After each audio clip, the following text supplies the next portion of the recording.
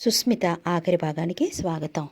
అసలు మన guessing party అంతా మనమంతా ఒక పెద్ద గెస్సింగ్ పార్టీస్ కదా గర్ల్స్.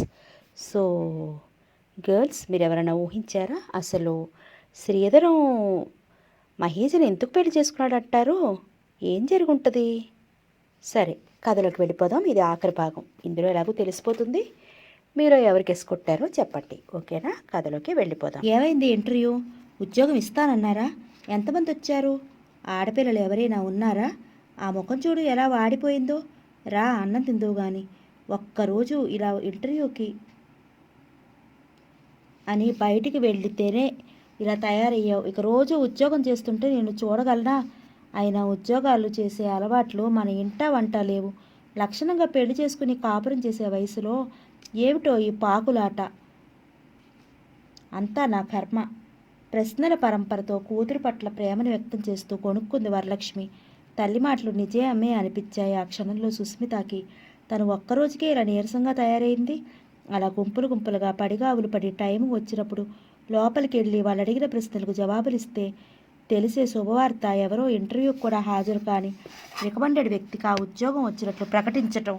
సరళ గురించి ఆలోచిస్తున్న సుస్మితకి ఆమె కుటుంబ పరిస్థితి గుర్తుకురాక గుండె పరువెక్కింది. ఏ ఆడపిల్లకి అలాంటి పరిస్థితులు రాకూడదని అనుకుంది. తల్లి మళ్ళీ పిలవటంతో ఆలోచనలకి స్వస్తి చెప్పి వంటగది వైపు నడిచింది. సుస్మిత ఉద్యోగాల వేట మాత్రం మానలేదు. కనపడిన వారికల్లా అప్లై చేస్తూనే ఉంది. మొదటిసారిలా కాకుండా ఇంటర్వ్యూలకు హాజరు కాసాగింది. కొన్ని లిస్టు కడుతున్నారు, మరికొన్ని తర్వాత తెలియజేస్తామని చెప్తున్నారు. ఆ పరిస్థితుల్లోనే సుస్మితకి ఉన్న ఊర్లోనే క్లర్క్గా అపాయింట్మెంట్ అయిందనే శుభవార్త తెలిసింది. తనకి ఉద్యోగం ఉందని తెలిసి సుస్మిత ఆనందం పట్టలేకపోయింది. వరలక్ష్మికి వార్త ఏమంత సంతోషం అనిపించలేదు. చలపతి మాత్రం ఒక రకంగా సంతోషించాడు. సుస్మితలో ఇన్నాళ్ళకి ఆనందం మళ్ళీ చూడగలుగుతున్నాడు. నలుగురిలోకి వెళ్తే కాస్త జరిగిందేదో మర్చిపోతుంది. ఎన్నాళ్ళని ఇంట్లో కూర్చుని మనసు పాడు చేసుకుంటుంది. ఏదో రకంగా ఇన్నాళ్ళకి దారిన పడింది అనుకున్నాడు. ఒక రకంగా ఆనందం, మరొక రకంగా గర్వంగా ఉంది సుస్మితకి. ఎక్కువ కష్టపడకుండానే తనకు ఉద్యోగం వచ్చింది. సరళ చెప్పిన మాటలు నిజం కాదేమో. అన్ని చోట్ల అలాంటి అన్యాయాలు జరగవు. మొత్తానికి ఉన్న ఊళ్ళో వచ్చింది. అదే ఏ పొరుగురన్న అయితే వెళ్లే ఆశ ఎలాగూ లేదు. తన కోరిక తీరింది. చాలా రోజుల తర్వాత మనస్ఫూర్తిగా దేవుడికి నమస్కరించింది సుస్మిత. మరొకసారి ఆర్డర్ కాగితాలు తీసి చూసుకుంది. Miss Sushmita has appointed as a clerk post and so company. Sushmita కంటికి అక్షరాలు మనోహరంగా కనిపించసాగాయి.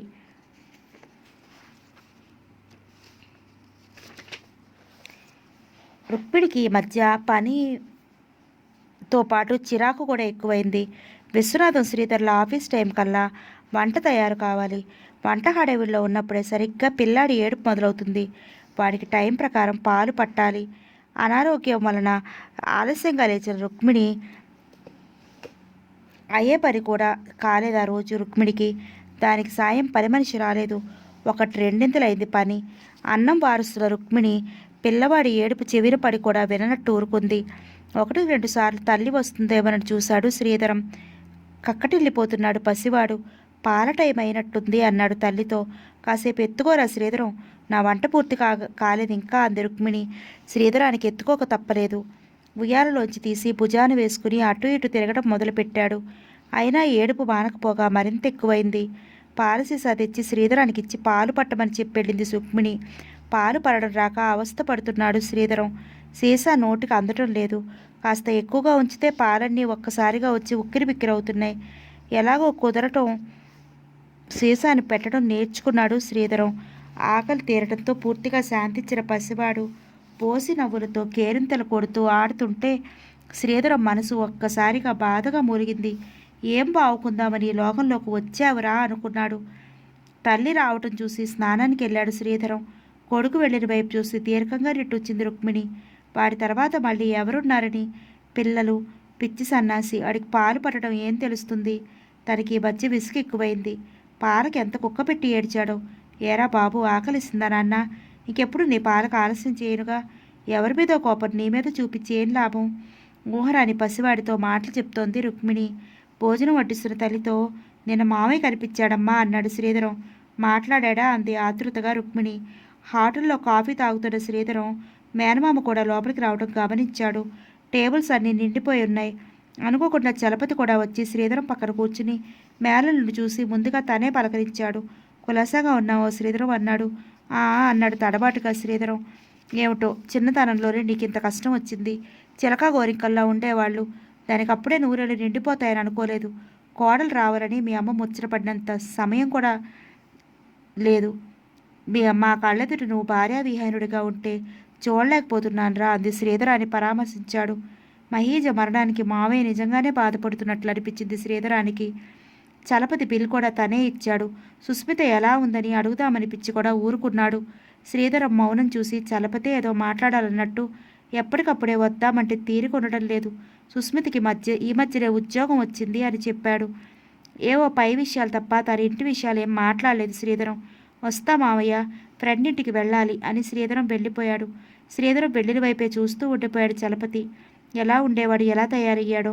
మనిషి బాగా చిక్కినట్లు నల్లబడ్డాడు. బహుశా బారిపోయిన దుఃఖం కావచ్చు అనుకున్నాడు. శ్రీధరం మనసులో మేనమామల గురించి ఆలోచిస్తున్నాడు. మావయ్య మాటలో తనంటే ఏమాత్రం కోపం ఉన్నట్లేదు. బాగానే మాట్లాడాడు. రుక్మిణి ఉద్యోగం చేస్తుందని, సుస్మిత ఉద్యోగం చేస్తుందని చెప్పాడు. మరేం చేస్తుంది? తను చేసిన దానికి ప్రతిఫలంగా పెళ్లికి దూరమై ఉద్యోగం చేస్తోందన్నమాట. తనేదో సుఖ సంతోషాల్లో ఉన్నట్లు సుస్మితకి ఉండొచ్చు. మావయ్య మాటల్లో ఆప్యాయత ఉందా, లేక నటించాడా? తన కూతురిని కాదని మరొక పిల్లని చేసుకున్న తర్వాత ఎందుకు కోపం ఉండదు? తన పిచ్చి గాని బారిపోయిన వాడి నని జాలి పడుతున్నాడేమో. లేకపోతే మళ్ళీ సుస్మిత వచ్చి తనకి ఆ ఊహ శ్రీధరం మనసుని చేతు తిన్నట్లు అనిపించింది. సుస్మిత మీద అధికారం ఎప్పుడో కోల్పోయాడు. తనను గురించి సుస్మిత ఏమనుకుంటోందో, తనకి బాగా శాస్తి జరిగిందనుకుంటుందేమో ఆలోచిస్తున్న శ్రీధరం మనసుకి సుస్మితని చూడాలన్న తహతహ ఎక్కువైంది. శ్రీధర్ చెప్పిన మాటలు విన్న రుక్మిణి మొదటి నుంచి దగ్గరున్నవాడు కాదనుకుంటే మాత్రం ప్రేమ అభిమానం ఎక్కడికి పోతాయి అనుకుంది. సుస్మిత ఉద్యోగం చేస్తోందని తెలిసి బాధపడింది. మళ్ళీ ఈ జన్మలో కలుసుకుంటామో లేదో అనుకుంది. మొదటి రోజు ఆఫీసుకు వెళ్ళిన సుస్మితకి హెడ్ కుమాస్తా ద్వారా ఆఫీస్ స్టాఫ్ అంతా పరిచయం అయ్యారు. తను ఒక్కతే కాకుండా టైపిస్టు శ్యామల, స్టెనో గీత కూడా ఉండటం చూసి కొంత సంతోషపడింది సుస్మిత. ఎంతో అవసరమైతే తప్ప టైపిస్టు శ్యామల ఎక్కువగా మాట్లాడదు. పరిచయం లేని వారితో ఎక్కువగా మాట్లాడే అలవాటు లేని సుస్మితకి ఇదే పెద్ద ఇబ్బంది అనిపించలేదు. అకౌంట్ సెక్షన్ వాళ్ళు, తమ పనిచేసే సెక్షన్ వాళ్ళు కలిసి 25 మంది పైనే ఉన్నట్టు గమనించింది సుస్మిత. వారం రోజుల్లో పని నేర్చుకుంది సుస్మిత. తనను అలా తయారు చేసిన హెడ్ గుమాస్తాకి కృతజ్ఞతలు చెప్పుకుంది. అవసరం ఉన్నా లేకపోయినా మాటలు కలపాలని ప్రయత్నించేవారు కొందరు. ఎప్పుడూ ఆడదాన్ని చూడనట్లు, ఒళ్ళంతా కళ్ళు చేసుకున్నట్లు చూసేవారు కొందరు. సుస్మితకి మాత్రం అలాంటి వారిని చూస్తుంటే చిరాకనిపించేది. లీజర్లో వాళ్ళంతా క్యారియర్స్ ఒక చోట పెట్టుకుని కబుర్లు చెప్పుకొని తింటుంటే స్టెనో గీత కూడా వాళ్లతో కలిసి కారణం ఉన్నా లేకపోయినా వాళ్ళ వెకిరి జోక్స్కి పగలపడి నవ్వుతుంటే సుస్మితకి అది చుకుప్సగా ఉండేది. సుస్మిత మాత్రం ఏం తెచ్చుకున్న పుస్తకమో చదువుతూ కూర్చోవటం తప్ప వాళ్ళతో కలిసేది కాదు. తనే కావాలని శ్యామలతో మాటలు కలిపింది. మాట్లాడటం అంటూ జరగదు, కానీ మొదలు పెడితే మాత్రం ఆపదు శ్యామల. అలా ఇద్దరికీ పరిచయం పెరిగింది. శ్యామలతో పరిచయం పెరిగాక ఆఫీసు విషయాలు చాలా తెలిసాయి సుస్మితకి. ఒక్క డిస్పాచింగ్ క్లర్క్ సారథి తప్ప మిగిలిన వాడంతా గోముఖ వ్యాఖ్యానాలని చెప్పింది. తను పెళ్ళయి 2 పిల్లల తల్లినైనా తన కోసం ట్రై చేసిన గోపాలు, రాజుల గురించి చెప్తూ తాను వాళ్ళకి లొంగలేదని, వాడు తన గురించి రకరకాల ప్రచారాలు చేశారని, తన భర్త మంచివాడు కాబట్టి అతడు నమ్మలేదని చెప్పింది. సుస్మితని మాత్రం చాలా వరకు ముభావంగా ఉండమని చెప్పింది. శ్యామల మాటలు విన్న సుస్మితకి ఇక్కడ చాలా రాజకీయాలు ఉన్నాయి, ఏది ఏమైనా తను జాగ్రత్తగా ఉండటం మంచిదనుకుంది. అప్పటికి సుస్మిత ఆఫీసులో చేరి 15 రోజులు దాటింది. ఆ రోజు పని చేసుకుంటున్న సుస్మిత దగ్గరికి గోపాలం వచ్చి, హలో మిస్ సుస్మిత, ఈరోజు ప్రేమ పూజారి రిలీజ్ అయింది, టికెట్లు తెప్పించాం, వస్తారా అన్నాడు చనువుగా. అతను అడుగుతున్న తీరు చూస్తుంటే ఒళ్ళు మండింది సుస్మితకి. అయినా ముఖంలో ఆ భావాలు కనిపించకుండా సారీ అండి, నేను రాలేను అంది. అదేమిటండి, భలేవారే మీరు. Every picture first day reserve చేయించడం నా హాబీ. నేను ఒక్కడనే కాదు మీతో వచ్చేది. స్టెనో గీత మరి కొందరు ఉన్నారులేండి. అడిగాక ఈరోజు నా బర్త్డే అయినందువల్ల మిమ్మల్ని నా గెస్ట్గా ఇన్వైట్ చేస్తున్నాను అన్నాడు వెకిలిగా నవ్వుతూ. నాకు పిక్చర్స్ చూసే అలవాటు లేదు అంది. చెప్పి తిరిగి చూడకుండా ఫైల్లోకి తలదూర్చింది. సుస్మిత మాటల్లోని చురుకుదనం గమనించిన గోపాల్ ముఖం నల్లబడింది. పర్వాలేదు, అమాయకురాలు మాత్రం కాదు అనుకుంది శ్యామల. సుస్మిత మనసుకి నీరసం ఆవహించింది.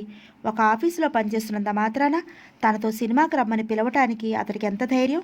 ఆడపిల్లలు బయటకు వచ్చి ఉద్యోగాలు చేస్తుంటే ఎదుర్కొనే సమస్యలు అనేకం. తను ఎన్ని పుస్తకాల్లో చదవలేదు. ఇంత చిన్న విషయానికి తను ఇలా వర్రీ అవడం అనవసరమేమో అని సర్ది చెప్పుకుంది. జరిగింది చూస్తున్న సారథికి సుస్మితను చూస్తుంటే జాలి అనిపించింది. పాపం కొత్త అమ్మాయి. గోపాల్ అడిగిన తీరుకి ఆమె బాధపడినట్లుంది. అసలు ఈ గోపాల్కి బుద్ధి లేకుండా పోయింది. వచ్చిన ఆడపిల్లలందరితో పరిచయం చేసుకోవటం, ఆపై సినిమాలకి షికార్లకి ఆహ్వానించటం. అందరూ ఆ గీత మోస్తరు వాళ్ళనే అనుకున్నాడు కాబోలు. గతంలో శ్యామలకు జరిగిన సంఘటన గుర్తుకొచ్చింది అతనికి. సుస్మితని మాత్రం ఆ వల్ల పన్నేయకూడదనుకున్నాడు. సాయంకాలం ఆఫీసు నుంచి ఇంటికి వెళ్తున్న సుస్మితని వెనక నుంచి ఎవరో పిలవటం వినపడి వెనక్కి తిరిగింది. సారథిని చూసి కంగారు పడింది. ఎంతో అవసరమైతే తప్ప మాట్లాడిన సారథి ఎందుకు అలా పిలిచాడా అనుకుంది. సారీ, ఏమనుకోకండి, మీతో కొంచెం మాట్లాడాలి. మీరేమీ అనుకోకపోతే ఈరోజు నడిచి రండి అన్నాడు సారథి.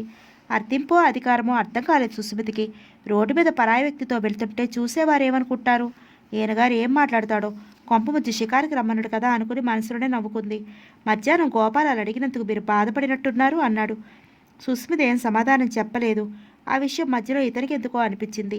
మౌనంగా ఉండలేక, అసలు నాకు పిక్చర్స్ చూసే అలవాటు పెద్దగా లేదంది. చూడండి సుస్మిత గారు, మీరు మరోలా అనుకోవద్దు. ఆ గోపాల్ మన ఆఫీస్కి చీడపురుగు లాంటివాడు. అమ్మాయిల్ని ఆకర్షించాలని, వారి స్నేహం కలుపుకోవాలని ప్రయత్నిస్తూ ఉంటాడు. ఇప్పటికే చాలామంది అతని వల్ల చిక్కుకున్నారు. ఇంచుమించు గీత కూడా అలాంటిదే. కాబట్టి వారిద్దరికీ సరిపోయింది. శ్యామల గారి మీద రూమర్స్ చాలా వచ్చినా ఆవిడ నిలదొక్కుని నిలబడింది. ఈ విషయాలన్నీ మీకు శ్యామల గారు చెప్పారనుకుంటాను అన్నాడు సుస్మిత ముఖంలోకి సూటిగా చూస్తూ. సాఫీగా చెప్తున్న అతడి మాటలు వింటున్న సుస్మిత మధ్యలో అతను అలా అరగటంతో ఉలిక్కిపడింది. అంది తడబాటుగా. ఇంతకీ ఇతను చెప్పేదేమిటో అనుకుంది మొదటిసారిగా. శ్రీధరంతో కాకుండా మరొక పరాయి వ్యక్తితో ఇలా మాట్లాడుతూ రోడ్డు మీద నడవటం కొత్తగా ఉంది సుస్మితకి. నేను చెప్పింది ఒకటే మాట మీకు. ఆ గోపాల్ అడిగిన వాటికి ముభావంగా సమాధానం చెప్పి మామూలుగా ఉండండి. మీరు కూడా చిక్కుల్లో పడకుండా ఉంటారని ముందుగా చెప్తున్నాను. మిమ్మల్ని చూడగానే నాకెందుకో మీకు ఈ సలహా ఇవ్వాలి అనిపించింది. డోంట్ థింక్ అదర్వైజ్ అన్నాడు చెప్పవలసిన మాటలు పూర్తిగా చెప్పి గట్టిగా ఊపిరి పీలుస్తూ. సుస్మితకి ఎందుకో సారథి అంటే అభిమానం అనిపించింది. అందరూ గోపాల్ లాంటి వారే ఉండరు. ముందు ఎదురయ్యే పరిస్థితులు వివరించాడన్నమాట. చాలా థ్యాంక్స్ అండి మీ అడ్వైస్కి. శ్యామల గారు కొన్ని విషయాలు చెప్పారు, కానీ అతనంత చొరవగా అడుగుతాడని ఊహించలేకపోయాను. కొంత అప్సెట్ అయిన మాట వాస్తవమే. ఉద్యోగాల పేరున బయటకు వచ్చే ఆడపిల్లలకు ఇలాంటి అవాంతరాలు పెద్దంత విషయాలు కాదేమోలేండి అంది. వస్తానండి అని చెప్పి వెళ్ళిపోయాడు సారథి. ధర్మసూత్రాలు వల్లించినట్లు ఇంకేమీ మాట్లాడకుండా అతను అలా వెళ్ళిపోవటం తమాషా అనిపించింది సుస్మితకి. ఆ విధంగా గోపాల్ వల్ల పడవద్దని హెచ్చరించిన సారథికి సుస్మితకి మధ్య పరిచయం ఎక్కువైంది. ఖాళీ టైంలో ఇద్దరు ఎన్నో కబుర్లు చెప్పుకునేవారు. వారిద్దరి మధ్య చనువు గమనించిన శ్యామల, సారథిని నువ్వు పెళ్లి చేసుకోబోతున్నావటగా అంది. ఎదురు చూడని ప్రశ్నకు తెల్లబోయింది సుస్మిత. ఎవరు చెప్పారు అంది కోపంగా. ఎవరు చెప్తేనే, నిజంగాదా అంది నవ్వుతూ శ్యామల. పని పాట లేని వాళ్ళు ఇలాంటి మాటలే పుట్టిస్తారు. ఆడ మగ ఇద్దరి మధ్య పరిచయాన్ని పెళ్లి పేరుతో ముడివేస్తే గాని కొందరికి నిద్ర పట్టదు. ఎవరైనా ఇలాంటి విషయాలు చెప్తే విని మర్చిపో, అంతేగాని మళ్ళీ నన్ను అడక్కు అంది తీవ్రంగా. అంత కోపం ఎందుకు సుస్మిత? మీరి మధ్య చనువుగా మాట్లాడుకుంటున్నారు. పైగా సారథి కూడా అన్మ్యారీడ్ కదా, అందుకని కాస్త చనువుగా మాట్లాడినంత మాత్రాన ఎందుకు అలా ఊహించావు? తన అలా అడగటంతో సుస్మితకి బాగా కోపం వచ్చినట్టు గ్రహించింది శ్యామల. మర్నాడు లీజర్లో, సాయంకాలం మీతో ఒక విషయం మాట్లాడాలి అన్నాడు సారథి. అడగగానే అంగీకరించింది సుస్మిత. సాయంకాలం ఇద్దరు పార్కుకు బయలుదేరారు. ఎంతకీ విషయం చెప్పకుండా గడ్డి పీకుతున్న సారథిని చూసి ఫక్కుమని నవ్వింది సుస్మిత. తలెత్తి చూశాడు సారథి ఎందుకన్నట్లుగా. నన్నెందుకు పిలిచారు? ఏదో మాట్లాడాలన్నారు, మరి ఇప్పుడు గడ్డి పీకుతుంటే చూడమని అనిపించింది అంది ఇంకా నవ్వుతూ. చేస్తున్న పని ఆపాడు సారథి సిగ్గుగా. అతనేదో చెప్పాలని మళ్ళీ సంశయిస్తున్నట్లుగా అనిపించింది సారథి ముఖం చూస్తున్న సుస్మితకి. కొంతవరకు అర్థమైంది అతను అడగబోయేది ఏంటో. నా గురించి మీ అభిప్రాయం ఏమిటి అన్నాడు సారథి విషయంలోకి వస్తూ. ఏ విషయంలో అంది సుస్మిత మామూలుగా. జవాబు చెప్పడానికి తటపటాయిస్తున్నాడు సారథి. చివరకు ఇద్దరి మధ్య మౌనాన్ని చీలుస్తూ, మీరు మంచి స్నేహితుడు నా దృష్టిలో, అంతకంటే మరే రకమైన అభిప్రాయమూ లేదు అంది సుస్మిత. సమాధానం సూటిగా వచ్చినందుకు ఉలిక్కిపడ్డాడు సారథి. చూడండి సుస్మిత గారు, వ్యక్తిగతంగా నా గురించి మీకు బాగా తెలుసు. నేను పెళ్లి చేసుకోవాలనుకుంటున్నాను. మీ నిర్ణయం కూడా చెబితే అన్నాడు. మీ వివాహ విషయంలో నా నిర్ణయం అంత ముఖ్యమైనది అవసరం అనుకుంటే తప్పకుండా చెబుతాను. మీ ఇష్టం వచ్చిన అమ్మాయిని పెళ్లి చేసుకోండి.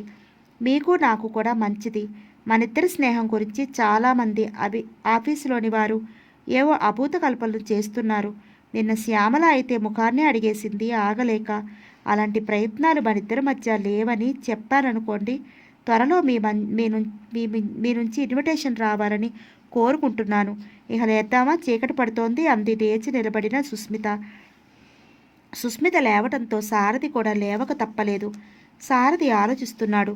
తను ఇంకొక మాట అడిగేందుకు కూడా ఆస్కారం లేకుండా ఎంత ప్లెయిన్గా చెప్పింది. ఇంకెవరినన్నా ప్రేమించిందేమో. చాలా గంభీరమైన మనిషి. ముఖంలో భావాలు కనపడనీయదు. అడుగుదామనుకున్నంతకాలం పట్టలేదు ఆమె అభిప్రాయం తెలుసుకోవటానికి. మీరు ఇంకో విధంగా అనుకోవద్దు.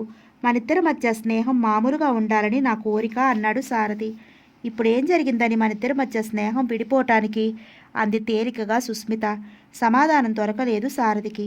శ్రీధరానికి భోజనం పెడుతున్న రుక్మిణి, నీతో ఒక విషయం మాట్లాడాలి అంది కొడుకుతో. దేని గురించి అన్నాడు తింటం ఆపిన శ్రీధరం. అదే, మీ నాన్నగారి ఆఫీసులో ఆయన 1కి 10 సార్లు వచ్చారు నిన్ను చూడాలని అంది. కొడుక్కి ఎలా చెప్పాలో తెలియక, నన్ను చూడటానికి నాతో ఏదైనా పనుందా? వాళ్ళ అమ్మాయిని నీకు ఇచ్చి చేయాలనుకుంటున్నారు. అమ్మా, గుండెల్లోని బాధ అంతా వెలువడింది శ్రీధరానికి.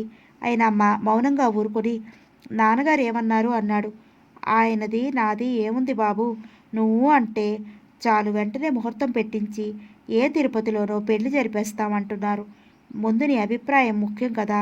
అందుకని తల్లి మాటలు పూర్తి కాకుండానే, నన్ను క్షమించమ్మా, నాకు పెళ్లి చేసుకోవాలని లేదు.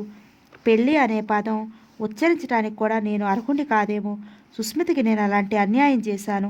నా పాపానికి నిష్కృతి లేదు. ఆ పేరుతో మరో ఆడపిల్ల గొంతు కొయ్యలేను. సుస్మితకు చేసిన ద్రోహం తలుచుకుంటే అది అనుక్షణం నా గుండెలు నులిమేస్తుందమ్మా. దయచేసి నా దగ్గర ఇటువంటి ప్రసక్తి తేవద్దు. తిట్టున్న కంచెల్లో నీళ్లు పారేసి దిక్కులు లేచిపోయాడు శ్రీధర్. రుక్మిణి కూడా శ్రీధరం గదివైపు నడిచింది. 2 చేతుల్లో ముఖం దాచుకుని రోధిస్తున్నాడు శ్రీధరం. కొడుకు అలా బాధపట్టం చూసి రుక్మిణి మనసు ద్రవీభూతమైంది. నా మాటలు పూర్తిగా విను శ్రీధరం. సుస్మితికి మన వల్ల ద్రోహం జరిగిన మాట వాస్తవమే, కాదనను. అప్పటి పరిస్థితి అది.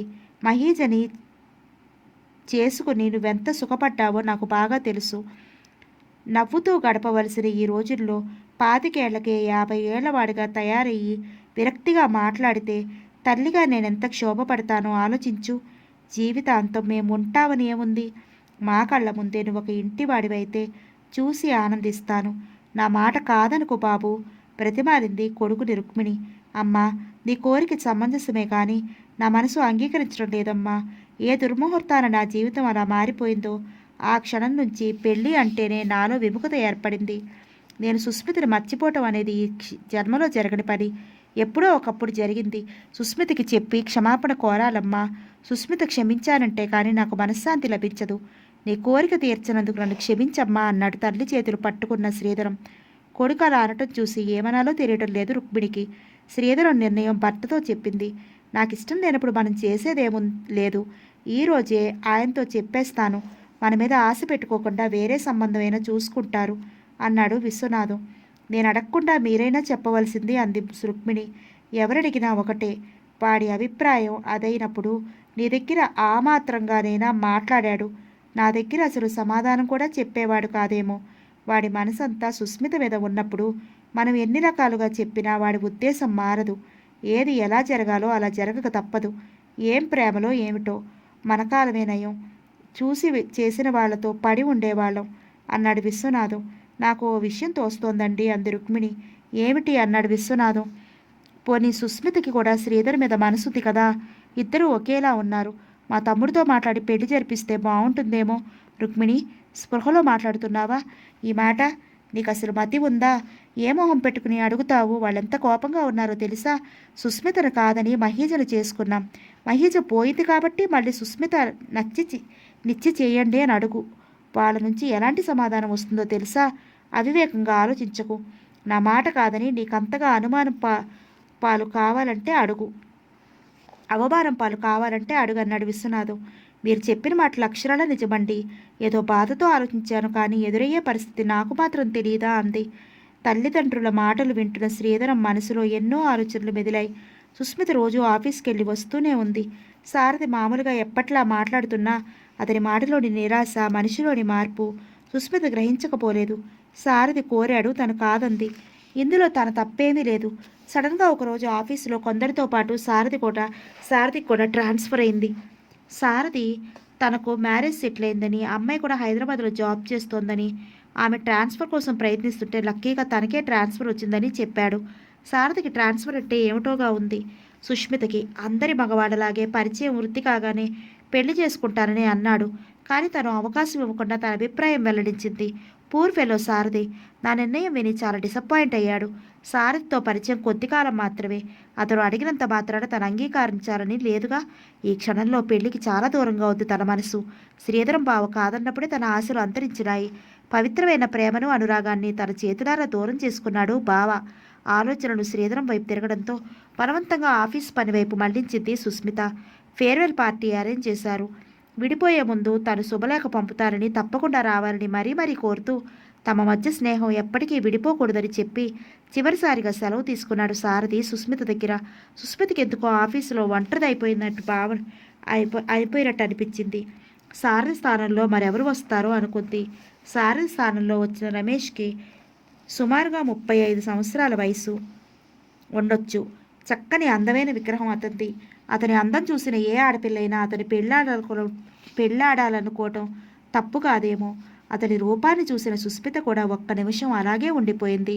వచ్చిన మొదటి రోజే తనని అందరికీ పరిచయం చేసుకున్నాడు. ఎంతో ఆదరంగా మాట్లాడే అతని తీరు చూస్తున్న సుస్మిత కళ్ళకి అందంగానే కాకుండా మంచివాడుగా కూడా కనిపించాడు రమేష్. ఇతనికి పెళ్ళయిందో లేదో అనుకుంది సుస్మిత. సుస్మిత సీటు మారడంతో ఇప్పుడు రమేష్ ప్రక్కన సీటు అయింది. అందుచేత సుస్మిత రమేష్తో ఎక్కువగా మాట్లాడే అవసరం కలిగేది. నాకు ఎక్కడన్నా మంచి పోర్షన్ ఉంటే చెప్పండి సార్. ఒంటరిగాడినైతే పర్వాలేదు. ఫ్యామిలీ కూడా ఉందేమో ఇబ్బందిగా ఉంది. ఎన్నాళ్ళని స్నేహితుల ఇళ్లలో ఉంటాం.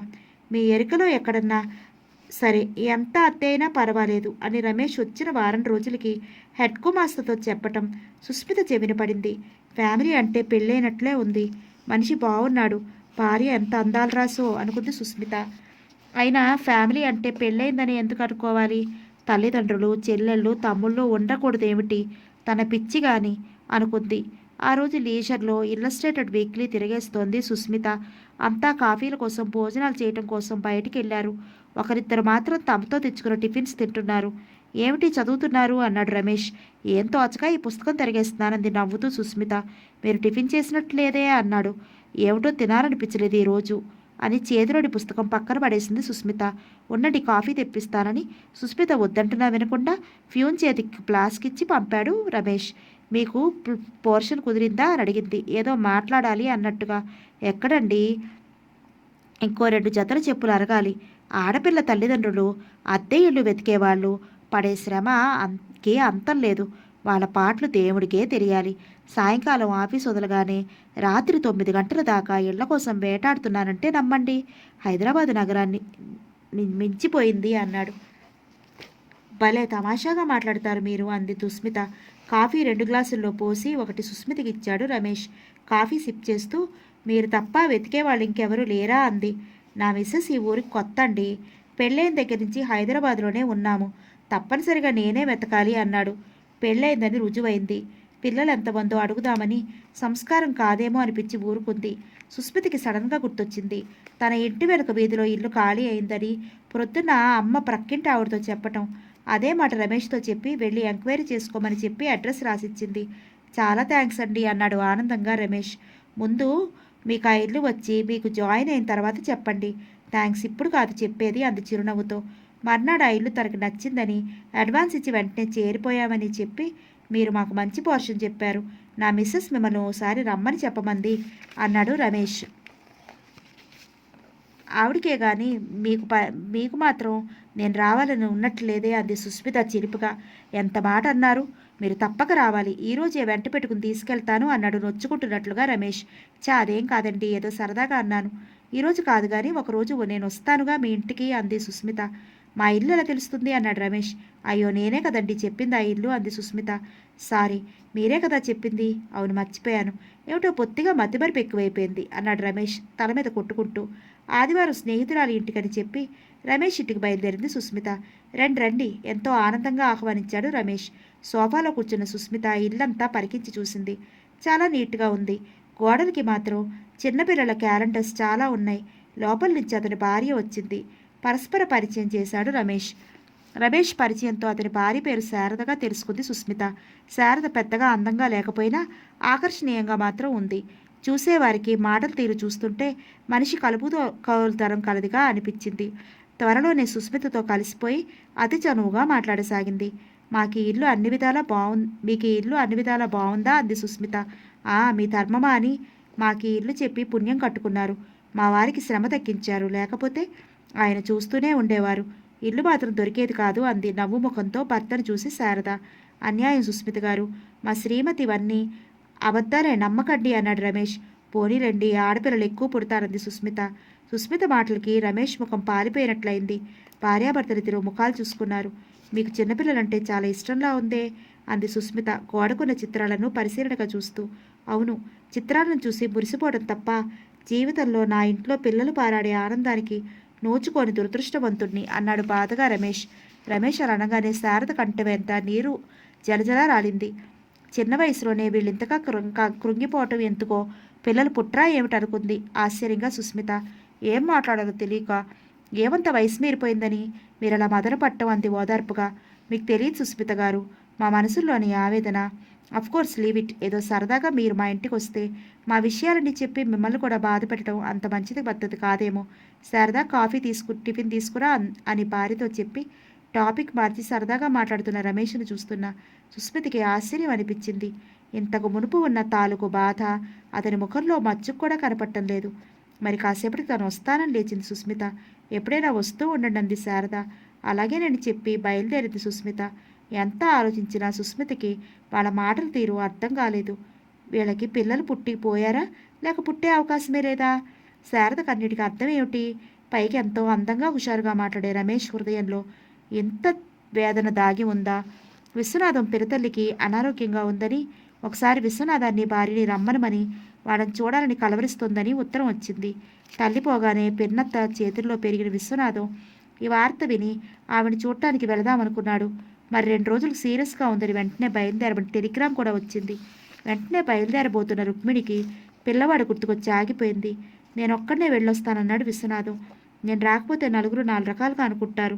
మన ఇబ్బందులు ఎవరికి కావాలి? తీసుకువెళ్దామంటే మనసు ఒప్పటం లేదు. పోనీ 2 రోజులే కదా, ఎవరికన్నా అప్పచెప్పి వెళ్ళటానికి అందరూ అంతంత మాత్రమే. ఎలా ఎటూ తోచకుండా ఉంది రుక్మిణికి. తల్లి సమస్యను గ్రహించిన శ్రీధరం ఆ 2 రోజుల పిల్లవాడిని తను చూసుకుంటానని వెళ్ళిరమ్మని చెప్పాడు.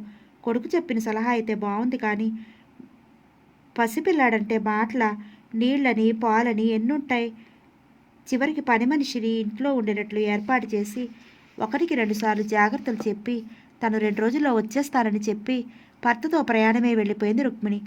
శ్రీధరు 2 రోజులు ఆఫీస్కి లీవ్ పంపాడు. మర్నాడు ఉదయమే ఆఫీస్ ప్యూన్ ద్వారా కబురు వచ్చింది. అర్జెంటుగా ఇన్స్పెక్షన్ జరగాలని, లీవ్ క్యాన్సిల్ చేసుకుని క్యాంపుకి వెళ్ళమని. శ్రీధరానికి ఆ పరిస్థితిలో ఏం చేయడానికి తోచలేదు. ఎరక్కపోయి పిల్లాడిని ఉంచుకున్నాను. ఈ అర్జెంటుకి క్యాంప్ ఏమిటిప్పుడు? ఆ ముసలమ్మ ప్రాణం మీదకి కూడా ఇప్పుడే రావాలా? తనకి ప్రతిబంధకంగా తయారైన పిల్లాడి మీద అంతులేని కోపం వచ్చింది. ఇంతలో పని మనిషి మనవరాలు 6 ఏళ్ల పిల్ల వచ్చి మా అవ్వకి ఉన్నట్టుండి చలిజ్వరం వచ్చింది, పనికి రానని చెప్పమందని చెప్పి తుర్రుమందా పిల్ల. శ్రీధరం హతాశుడైపోయాడు. తన దరిద్రం కాకపోతే అన్నీ ఇప్పుడే రావాలా? ముందు చూచాయిగా ఏమాత్రం తెలిసినా అమ్మని ఆగిపోమ్మనేవాడు. ఇప్పుడు వీడిని ఏం చెయ్యాలి? ఎవరికి అప్పు చెప్పాలి? పక్క ఇళ్ళ వాళ్ళు ఎవరు తనకి పరిచయం లేదు. పోని తన స్నేహితుల ఇళ్లలో ఉంచితే, ఎవరన్నా కొత్త పని మనిషిని మాట్లాడితే అదే నచ్చలేదు. మావయ్య వాళ్ళ ఇంట్లో ఉంచితే అనుకున్నాడు. వాళ్ళు ఒప్పుకుంటారా? మావయ్య ఆ రోజు బాగానే మాట్లాడాడు. మరి సుస్మిత ఆమె గుర్తుకు రాగానే మానుకున్నాడు. కాసేపు ఊరుకుని మళ్ళీ ఆలోచించి, ఏది ఏమైనా సరే ఈ పరిస్థితుల్లో అంతకంటే ఖచ్చితం లేదు. 2 రోజులే కదా, అత్తయ్య కాదనకపోవచ్చు, ఏమన్నా అనుకుంటారని అభిమానంతో కూర్చుంటే తన పరిస్థితుల్లో ఆ గంటసేపు ఆలోచించడం మీదట పిల్లాడిని మేనమామ ఇంట్లో ఉంచాలని నిర్ణయానికి వచ్చాడు శ్రీధరం. కావలసిన బట్టలు, పాల సీసా మొదలైనవన్నీ బ్యాగ్లో సర్ది ఇంటికి తాళం వేసి రిక్షా పిలిచాడు. పిల్లవాడితో సహా ఇంట్లోకి వస్తున్న శ్రీధరాన్ని చూసి ఆశ్చర్యంలో మునిగిపోయింది వరలక్ష్మి. ఇదేమిటి శ్రీధరం తమ ఇంటికి రావటం, పైగా కొడుకును కూడా తీసుకొచ్చాడు. వదిన వాళ్ళు ఏమయ్యారు? సందిగ్ధంలో పడింది ఆమె మనసు. అత్తయ్య, మా అమ్మ నాన్న ఊరెళ్ళారు. పని మనిషికి జ్వరం వచ్చి రాలేదు. నాకు అర్జెంటుగా క్యాంపుకి వెళ్లాల్సి వచ్చింది. అందుకని ఈ 2 రోజులు బాబుని. అతడి నోట మాట పూర్తిగా రాలేదు. వరలక్ష్మికి అతని పరిస్థితి అర్థమైంది. ఎందుకు వచ్చాడో తెలిసిపోయింది. చూపరులకు ఎంతో జాలి కల్పించేటట్లు ఏడుపొక్కటి తక్కువ తరువాయిగా ఉంది శ్రీధరానికి. ఆ పరిస్థితుల్లో అతను చూసిన వరలక్ష్మి మనసు తరుక్కుపోయింది. పర్వాలేదులే శ్రీధరం, ఆ 2 రోజులు బాబు నేను చూడాలి, అంతేగా, చూస్తాలే. వాడిని గురించి నువ్వేం బెంగ పెట్టుకోవద్దు. నువ్వేమిటి అలా చిక్కిపోయావు? నేను చూస్తుంటే మా శ్రీధరమేనా అనిపిస్తోంది. భోంచేశావా అంది ఆప్యాయంగా వరలక్ష్మి. ఆ ఆప్యాయతకు శ్రీధరం కళ్ళల్లో నీరు ఊపికింది. ఏం మాట్లాడటానికి తోచలేదు. టైం అయింది, నేను క్యాంపు నుంచి రాగానే వీడిని తీసుకెళ్తానని చెప్పి మరో మాటకు తావేయకుండా బయటికి నడిచాడు. అతనికి మనసంతా ఎంతో తేలికైనట్లుగా ఉంది. తను చేసింది కల్లోనా నిజమా అనిపిస్తోంది. ఈ విషయం తెలిస్తే అమ్మ ఏమంటుందో. ఏవైనా కానీ ముందు తన గండం గడిచే మార్గం కనపడింది. మిగిలిన సంగతులు తర్వాత అనుకుని ఇంటికి చేరి శ్రీధరం 2 జతల బట్టలు బ్రీఫ్ కేసులో పెట్టుకుని ఆఫీస్కు బయలుదేరాడు. చేతిలో ఉన్న పిల్లవాడిని చూసింది వరలక్ష్మి. రంగు బాగానే ఉన్నాడు. మహేజ పోలిక తప్ప శ్రీధరం పోలికలు ఏం కనిపించడం లేదు. పిల్లవాడిని చూస్తానని మాట అయితే ఇచ్చింది కానీ భర్త కూతురు ఏమంటారని పితుకుమంటోంది వరలక్ష్మికి. పుట్టగానే తల్లిని పోగొట్టుకున్నావు, ఎంత నష్టజాతకుడుగురా అనుకుంది. సమయానికి చలపతిని సుష్మిత కూడా ఇంట్లో లేరు. భర్త అయితే చెప్పినా ఏమనడని నమ్మకం ఉన్నా కూతురికి ఏం చెప్పాలని మదనపడసాగింది వరలక్ష్మి. సాయంకాలం బడి నుంచి బయటికి వచ్చి ఇంటికి వచ్చిన మణి రాంబాబు పిల్లాడిని చూసి సంబరపడి నేనంటే నేనని ఎత్తుకోవడానికి పోటీ పడ్డారు. పిల్లాడి జాగ్రత్త అని కేకలు వేసింది వరలక్ష్మి లోపల నుంచి. పిల్లవాడితో ఆటల్లో మునిగిపోయారు మణి రాంబాబు. పొరుగురు పని మీద వెళ్ళి ముందుగా వచ్చిన చలపతి పక్కింటి పిల్లవాడిని తెచ్చారు కాబోరని జాగ్రత్త, పడేస్తారు అన్నాడు హెచ్చరింపుగా పిల్లల్ని. భర్త మాట విన్న మహాలక్ష్మి బయటకు వచ్చి మధ్యాహ్నం భోజనం చేశారా అంది. ఎక్కడా, వెళ్ళినప్పటి నుంచి ఒకటే పని సరిపోయింది. భోజనం లేదు, నా మొహం లేదు, ఎండిపోయి వచ్చాను, ముందు కాసిన మంచినీళ్ళు తీసుకురా అని చెప్పి సుస్మిత రాలేదా ఇంకా అని అడిగాడు చలపతి. రాలేదని సమాధానం చెప్పి మంచినీళ్ళు తెచ్చి భర్తకిచ్చి ఇప్పుడు భోజనం చేస్తారా వడ్డించరా అంది. ఏది కాని వేళ ఈ సమయంలో భోజనం ఏమిటి, ఏదైనా టిఫిన్ చేశావా అన్నాడు చలపతి. ప్లేట్ నిండా ఉప్మా తెచ్చి భర్తకిచ్చింది. తను కూడా ఎదురుగా కూర్చుని సంభాషణ మొదలుపెట్టింది. ఉదయం శ్రీధరం వచ్చాడు మన ఇంటికి అంది మెల్లగా. తినటం ఆపి నిజంగానా అన్నాడు చలపతి నమ్మలేనట్టు. నిజమేనండి, మీ అక్కయ్య బావగారు ఊరు వెళ్ళారట. పని మనిషికి జ్వరమట్ట, ఇతనికి అర్జెంటుగా క్యాంపు తగిలిందంట. అందుకని పిల్లవాడిని మన ఇంట్లో ఉంచుతానన్నాడు. మనిషి చాలా అభిమానపడుతున్నట్లు అడగలేక అడుగుతున్నట్టుగా అనిపించింది. ఏమంటాను, సరే అన్నాను. మనిషి బాగా పాడైపోయాడు. మునుపటి కళాకాంతులు రూపురేఖలు నశించిపోయాయి. కళ్ళల్లో ప్రాణాలున్నట్టుగా ఉన్నాడు. మన మీద ఆశతో మన ఇంటికి వచ్చాడు. కాదనలేకపోయారంది వరలక్ష్మి. చలపతి కాఫీ టిఫిన్ అనటో తినటం పూర్తయింది. అయితే సావిట్లో ఉన్న పిల్లాడు శ్రీధరం కొడుకా అన్నాడు. అవునండి. ఒసేవ్ మణి, పిల్లాన్నిట తీసుకురా అని కేకేసింది వరలక్ష్మి. వీడు మా అక్కయ్య మనవడు, మేనలుడు కొడుకు అనుకోగానే ఎందుకో తెలియని అనుభవానం కలిగింది చలపతికి. ఎత్తుకుని ముద్దు పెట్టుకుని మీ చిన్నతాతయ్యనరా, ఏడవకు అన్నాడు. ఆ చిన్న తాతయ్య పెద్ద తాతయ్య అని మురుసుకోవడం తప్ప మన పిల్లకు కూడా పెళ్ళయ్యి మనవణ్ణి ఎత్తుకునే అదృష్టం ఎప్పటికో అంది వరలక్ష్మి భారంగా. చలపతికి కూడా ఆ మాట నిజమే అనిపించింది. ఇటివ్వు నాన్న, వాడికి నీ దగ్గర కొత్తగా ఉంది అని తండ్రి చేతిలోంచి పిల్లాడిని మణి తీసుకుపోయింది. కాదులే, వాడికి పాల వేళయింది, వంటింట్లో పాల సీసా పెట్టా, తీసుకురా అంది వరలక్ష్మి పిల్లాడిని తను తీసుకుని. నువ్వు చేసింది మంచి పనే వరలక్ష్మి. వాడంతటి వాడుగా వచ్చాడు, మనమేమీ నమ్మలేదు కదా. మళ్ళీ ఎప్పుడొచ్చేది చెప్పాడా క్యాంపు నుంచి అన్నాడు చలపతి. 2 రోజులు పట్టొచ్చటండి. మీరే మరి ధైర్యంగా ఉన్నా సుస్మిత ఏమంటుందోనని మీరేమి అనరని ధైర్యంగా ఉన్నా సుస్మిత ఏమంటుందోనని అనుమానంగానే ఉంది నాకు అంది వరలక్ష్మి. చలపతి ఏ సమాధానము చెప్పలేదు. పిల్లవాడికి స్నానం చేయించి పాత చీర ఉయ్యాల వేసి పడుకోబెట్టింది వరలక్ష్మి. ఉయ్యాల ఊపే పని రాంబాబు మణిల వంతైంది. చాలా రోజుల తర్వాత ఇంట్లో ఉన్న పసివాడిని చూస్తే ముద్దుగా ఉంది పిల్లలకి. అలసిపోయి నీరసంగా ఇంటికి చేరిన సుస్మిత హాల్లో ఉయ్యాల్లో చూసి ఎవరబ్బా మన ఇంటికి చుట్టాలు ఎవరన్నా వచ్చారా, పైగా చంటి పిల్లల తల్లులు ఎవరబ్బా అని ఆలోచనలో పడింది. జోలు విడుస్తూ ఎవరమ్మా ఈ పిల్లాడు, చుట్టాలు ఎవరన్నా వచ్చారా అంది కుతూహలంగా. చెబుతా, ముందు కాళ్ళు చేతులు కడుక్కునరా, టిఫిన్ తిందు గాని, పొద్దున్ననగా తిన్న తిండి అంది వరలక్ష్మి. రోజు తల్లి పాట పాతది కావడంతో ఇంట్లోకి నడిచింది సుస్మిత. టిఫిన్ తింటూ ఇప్పుడు చెప్పు, మరింటికి ఎవరొచ్చారు? మనుషులు కనపడరే, ఆ పిల్లాడు తప్ప అంది ఆతృతగా. ఉయ్యాల్లో ఉన్న పిల్లాడు శ్రీధరం కొడుకే అంది. అదిరిపడింది సుస్మిత. ఏమిటి, శ్రీధరం బావ వచ్చాడా? అత్తయ్య మామయ్య ఏమయ్యారు? ఎందుకొచ్చాడు? బావ శతకోటి ప్రశ్నలు ఆమె మనసులో మెదిలాయి. కూతురి అనుమానాలన్నిటికీ జవాబుగా శ్రీధరం వచ్చిన దగ్గర నుంచి జరిగిందంతా వివరించి చెప్పింది వరలక్ష్మి. బాగా చిక్కిపోయాడంది మూడవసారిగా. పెళ్ళాం మీద బెంగేమో అంది కోపంగా సుస్మిత. చాలా అభిమానపడ్డాడు అడగటానికి అంది వరలక్ష్మి. అవసరాలు గడిచేటప్పుడు అభిమాన పట్టంలో తప్పే ఉందమ్మా, అసలు నువ్వు ఉంచుకోరాల్సింది. ఏం చేసేవాడో అంది కోపంగా మళ్ళీ. అదేం మాట, ఆ పిల్లాడు గుమ్మంలోకి వచ్చి అత్తయ్య అని నోరు తెరిచి అడిగితే ఎలా కాదన్ను అంది అమాయకంగా వరలక్ష్మి. అత్తయ్య అని పిలవగానే ఐసైపోయి జరిగింది మర్చిపోయినట్లున్నావు అంది గొంతులో దుఃఖపు జీరతో. తను అనుకున్నట్లుగానే జరిగింది. కూతురికి కోపం వచ్చింది అనుకుంది వరలక్ష్మి. ఇంకా ఎదురుగా ఉంటే ఏం మాటలు పెరుగుతాయి అనుకుని వంటింట్లోకి నడిచింది. సుస్మిత మనసు పడగ ఎత్తిన త్రాచున బుసలు కొట్టింది. తన అవసరం ఉంది కాబట్టి గడుపుకోవటానికి వచ్చాడు. పని మనిషి మీద వదిలి అత్తయ్య ఎలా ఊరుకుంది? అత్తయ్య ఊరెలా వెళ్ళింది? కోరి చేసుకున్న ముద్దులు పెళ్ళాం కొడుగ్గా ఎలా విడిచి ఉండగలడు? తనతో పాటు తీసుకెళ్లాల్సింది. తను ఉన్నప్పుడు రావాల్సింది. నాలుగు దులిపేది. 2 రోజులైతే మాత్రం తనకేం అవసరం చేయటానికి? అమ్మ ఒక్కతే అడగగానే అంగీకరించింది. ఎంతైనా ఆడపడుచు కొడుగ్గా అనుకుంది అక్కసుగా. ఒకనాడు తన ప్రాణంగా భావించి ప్రేమించిన శ్రీధరాన్ని గురించి పిల్లవాడు ఎవరి పోలికో చూద్దామనిపించి అటు ఇటు చూసి గబగబా ఉయ్యాలు తొలగించి చూసింది. చప్పుడవటం చూసి కిరుక్కున వెనక్కి తిరిగింది. బయటికి రాబోతున్న వరలక్ష్మి కూతురల్లా చూడటం చూసి నవ్వుకుంది.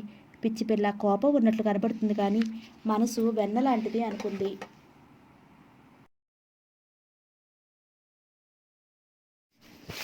చెప్పినట్టుగానే 3వ రోజు వచ్చాడు శ్రీధరం. సమయానికి చలపతి ఇంట్లోనే ఉన్నాడు. సుస్మిత ఆఫీస్కి వెళ్ళిపోయింది. మేనమామను చూడగానే గొంతు పొడారిపోయింది. ఎలాగో పెగుల్చుకుని కాసిన మంచినీళ్ళు అన్నాడు. పరగడుపునే మంచినీళ్ళు ఏమిట్రా, 2 కాఫీలు తెమ్మని భార్యను పురమాయించాడు చలపతి. కాఫీ ఇచ్చి ఇప్పుడే నీళ్లు పోసి పడుకోబెట్టాను, తీసుకురమ్మంటావా అంది వరలక్ష్మి శ్రీధరంతో. వద్దులే, ఏమన్నా ఏడిపించాడా అన్నాడు శ్రీధరం. కొడుకంటే ప్రేమ బాగానే ఉందనుకుని నెలల పిల్లవాడు వాడేమి ఏడిపిస్తాడయ్యా. మీ అమ్మగారు వాళ్ళు వచ్చారా అంది వరలక్ష్మి. ఏ ఊరు, ఎందుకు వెళ్ళారని వివరాలు అడిగాడు చలపతి. మేనమామకి చెప్పి రాలేదత్తయ్య, ఆవిడ పోయిందంట, 10 రోజులు ఉంటామని, పని మనిషిని ఉండమని రాశారు. అది అసలు మళ్ళీ రాలేదు. మొదట 2 రోజులు అనుకున్నాను. నా మూలన మీరు శ్రమ పడ్డారు, శ్రమ కూడాను. ఈ 10 రోజులు కూడా పిల్లాడిని ఉంచుకోమని ఎలా చెప్పాలో తెలియలేదు శ్రీధరానికి. పోని వాళ్ళు వచ్చే వరకు ఇక్కడే ఉండని, వాడి పనే ఉంది, కాసిని పాలు పట్టానంటే చాలు అంది తేలిగ్గా వరలక్ష్మి. తను అడగకుండానే అత్తయ్య ఒప్పుకున్నందుకు ఆనందం అనిపించింది శ్రీధరానికి. వాళ్ళ ఆప్యాయతకు తట్టుకోలేక గొంతు మోగపోయింది.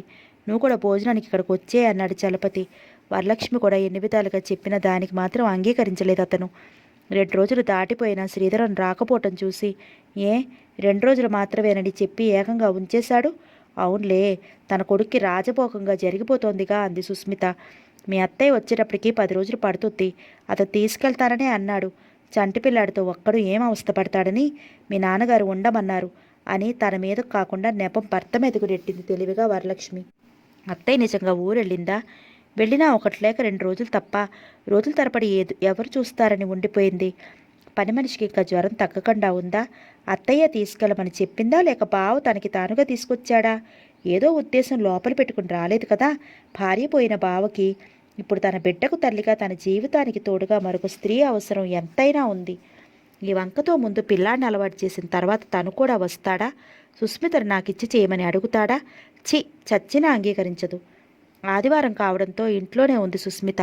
నవల్ చదువుతూ పడుకుంది. మణి, రాంబాబు పిల్లాడిని ఆడిస్తున్నారు. వాడు బిగ్గరగా కేకలు వేస్తూ పకపకా నవ్వుతున్నాడు. సుస్మిత వంగి చూసింది. బొద్దుగా తెల్లగా ఉన్నవాడిని చూస్తుంటే ముద్దు పెట్టుకోవాలనిపిస్తోంది సుస్మితకి. కానీ మనసు మారిపోయింది. మళ్ళీ నిశితంగా ఆలోచిస్తోంది. ఏమిటి నా వింత ప్రవర్తన? ఈ అర్థం లేని బలహీనత ఎవరి మీద చూపుతున్నాను? అపంశుభం తెలియని పసివాడి మీదన మోసం చేసిన వారినే ఏమీ అనలేకపోతున్నాను అని ఒక్కోసారి బాధపడేది. అప్పటికి వారం రోజులైంది శ్రీధరం వచ్చి. మళ్ళీ రాలేదు. ఎందుచేతనో అనుకుని భర్త దగ్గర ఉంది అంది వరలక్ష్మి. ఆ మాట గట్టిగా పైకి అనలేకపోయింది. బావ తను లేనప్పుడు వచ్చి కొడుకుని చూసి వెళ్తున్నాడు కాబోలనుకున్న సుస్మిత ఆ మాటను ధైర్యంగా తల్లిని అడగలేకపోయింది. రమేష్ ఈ మధ్య మరీ బాధపడుతున్నట్లుగా ఉన్నాడు. ఉండబట్లే కడిగేస్తుంది సుస్మిత. మనసులో బాధ చెప్పుకుంటే తీరుతుందంటాను. మరి మీరు నాకు నిజమైన స్నేహితులు. నా మనసులో అదే ఆవేదన మీరైనా అర్థం చేసుకోండి. శారదకు నేను తీరని ద్రోహం చేశాను అన్నాడు. భార్యాభర్తల మధ్య ద్రోహాలు క్షమార్పణలు ఏమిటండి అంది సుస్మిత. నో, అది కాదు. జరిగినది విని మీరైనా చెప్పండి, నేను చేసింది తప్పో కాదో అన్నాడు. అవి నేను హైదరాబాదులో చదువుకునే రోజులు. ఒక స్కూలులో పరిచయం ఏర్పడింది.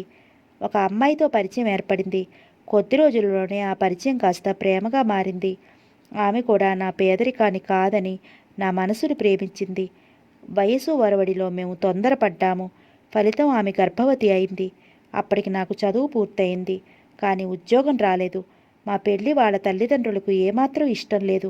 అయినా నాకు జాబు రాగానే మేమిద్దరం వాళ్ళని ఎదిరించి ధైర్యంగా పెళ్లి చేసుకోవాలనుకున్నాము. అప్పుడే ఒక ఫ్రెండ్ సహాయంతో నాకు ఉద్యోగం వచ్చేటట్లుగా ఉంది. ఆ మాటే ఆమెతో చెప్పి ఇంటర్వ్యూకి బయలుదేరి వెళ్ళాను.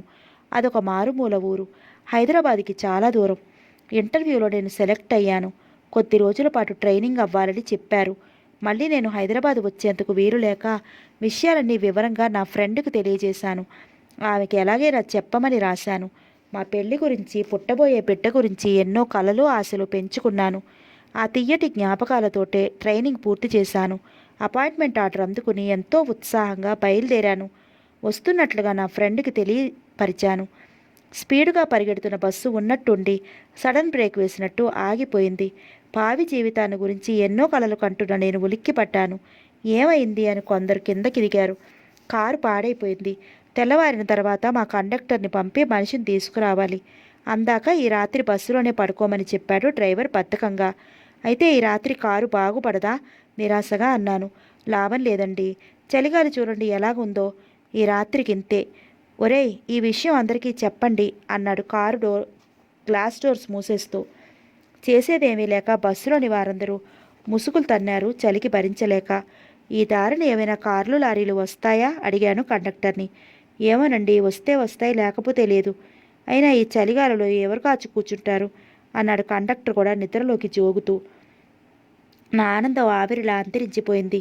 నేనెంతో తొందరగా హైదరాబాద్ వెళ్ళిపోవాలని ఆతృత పడుతూ మధ్యలో ఈ అడ్డంకులేమిటి?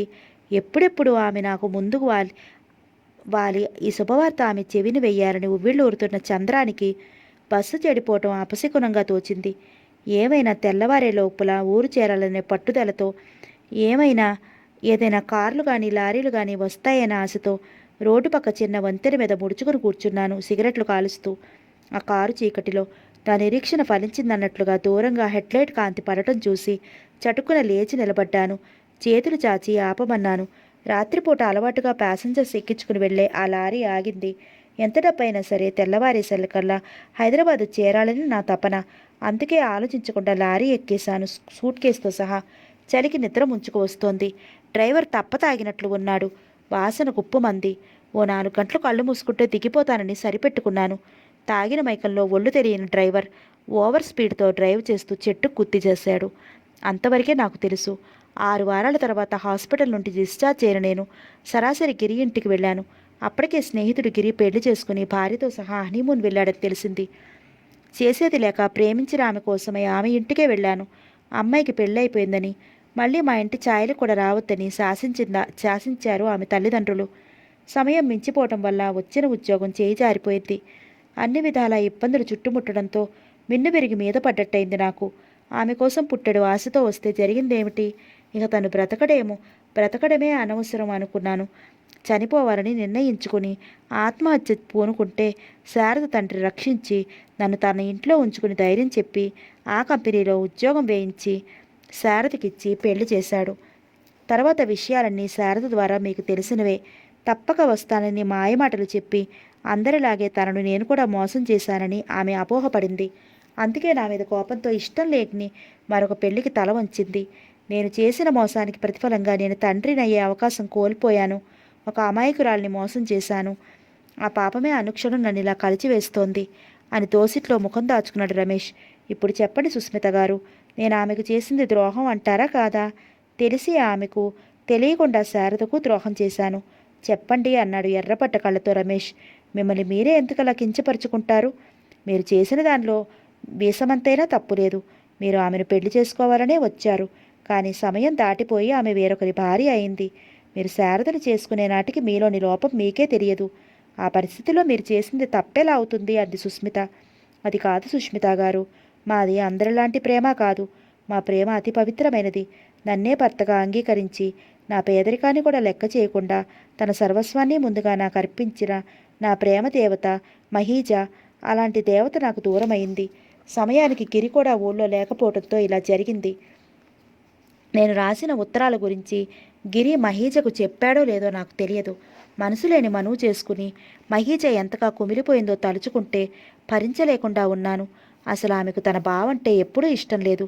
మరి ఎలా పెళ్లికి అంగీకరించిందో నాకు తెలియదు. రమేష్ నోటి వెంట మహీజ పేరు విన్న సుస్మిత త్రుళ్ళిపడింది. చాలాసేపటికి తేరుకుని మీరు అంది అనుమానంగా. నా పేరు రమేష్ చంద్ర, కానీ మహీజతో గడిపింది చంద్రం. ఇప్పుడు మిగిలింది ఒట్టి రమేష్ మాత్రమే. ఆమె ఫోటో ఏదైనా ఉందా మీ దగ్గర అంది అనుమానంగా. పాకెట్లోని పర్స్ తీసి ఫోటో బయటికి తీశాడు రమేష్.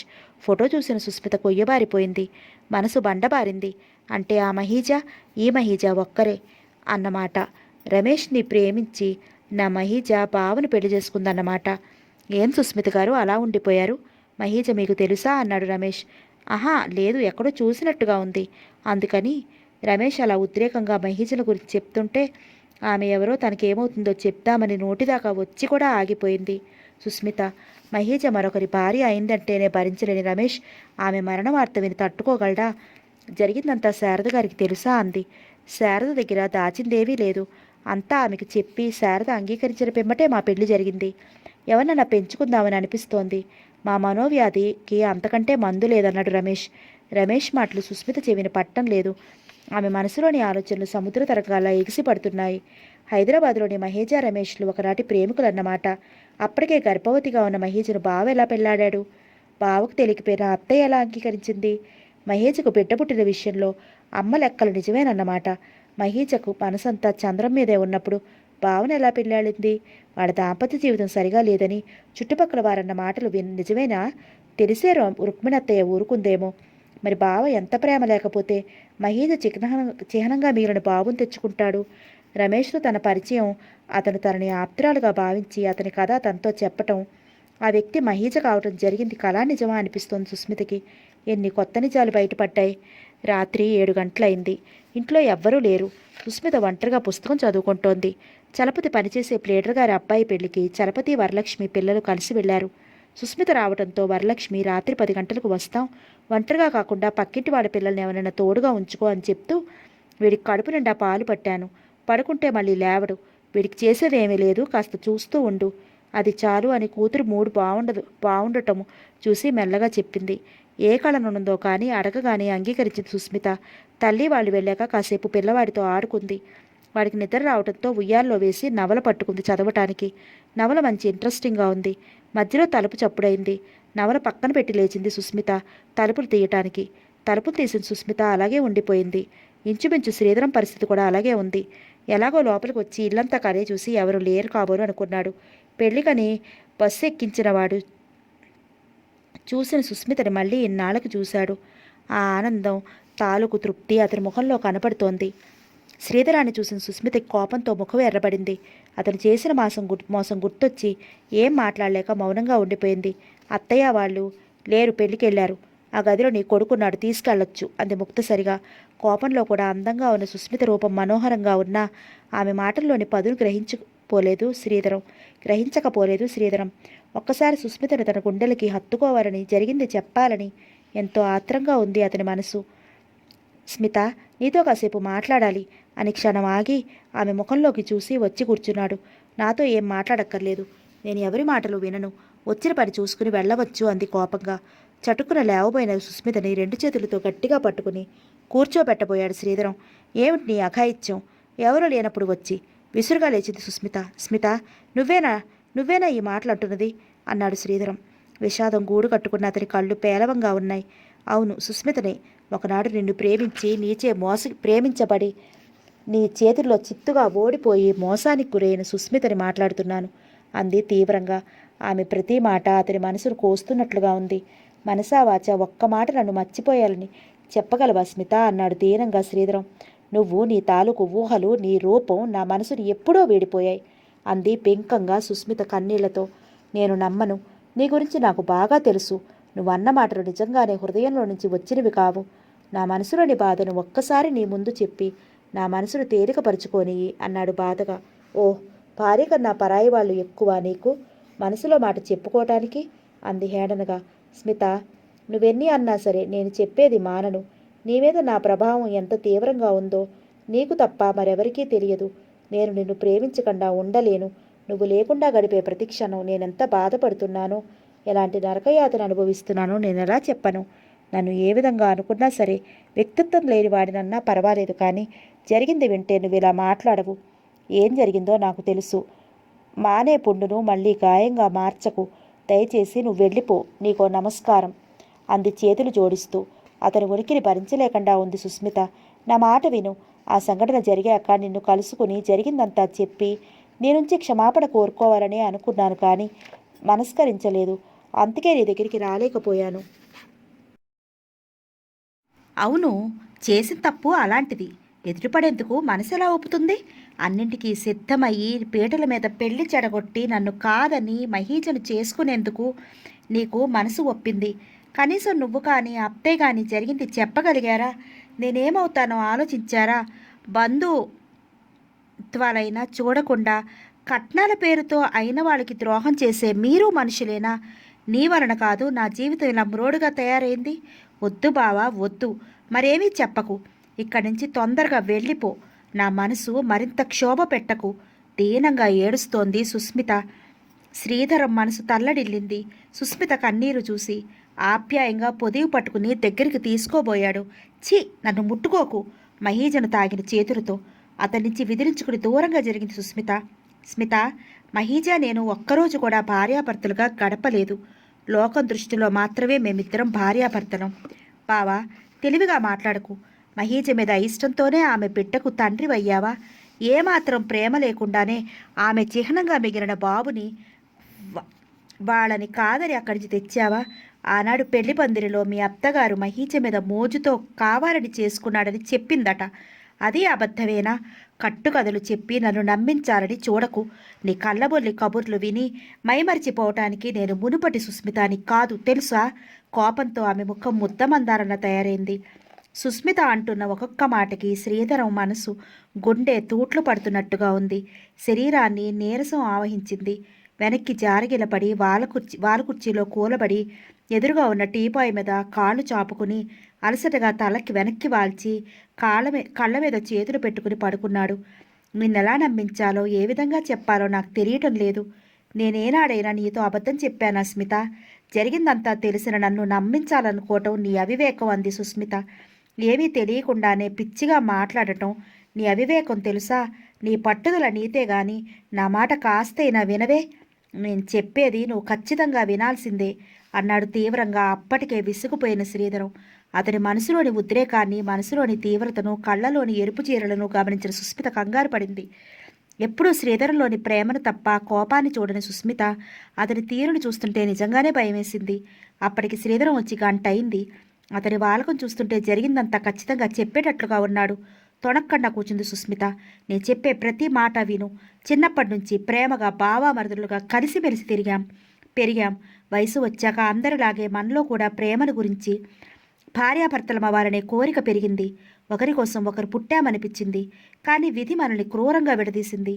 ఆనాటి నుంచి నాది శాంతి లేని జీవితం అంటే నమ్ము.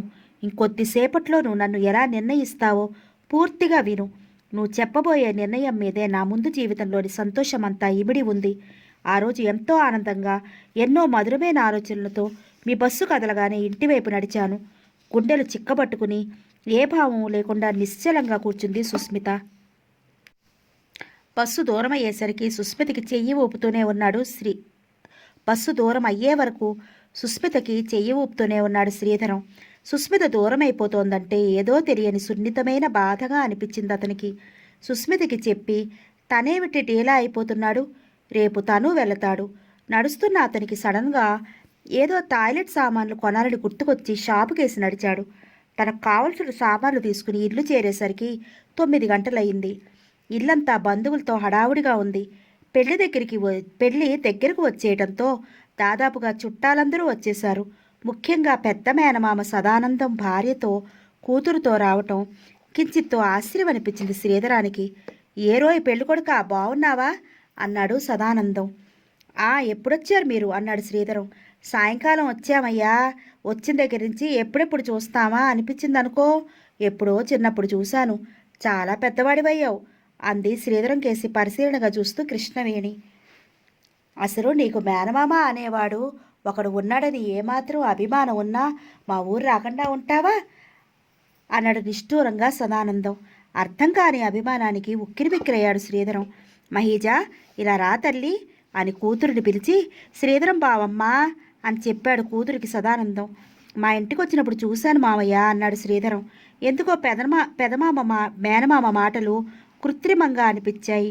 మహీజ మరి కాస్త ఒళ్ళు చేసి పచ్చబడింది.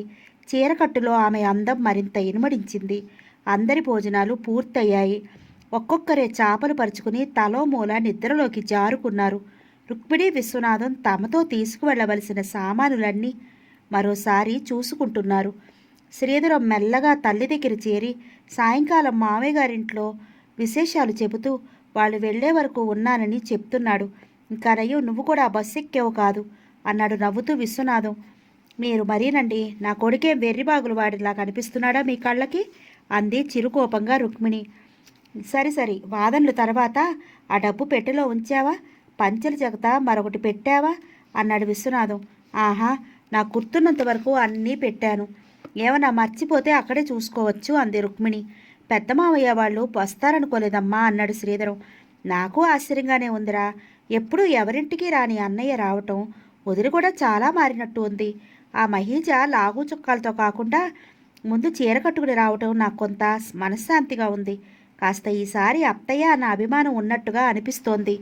ఇన్నాళ్ళకి తన ఇంటికి వచ్చిన అన్నగారిని వదినగారిని చూసి రుక్మిణి ఎంతో ఆనందపడిపోతోంది.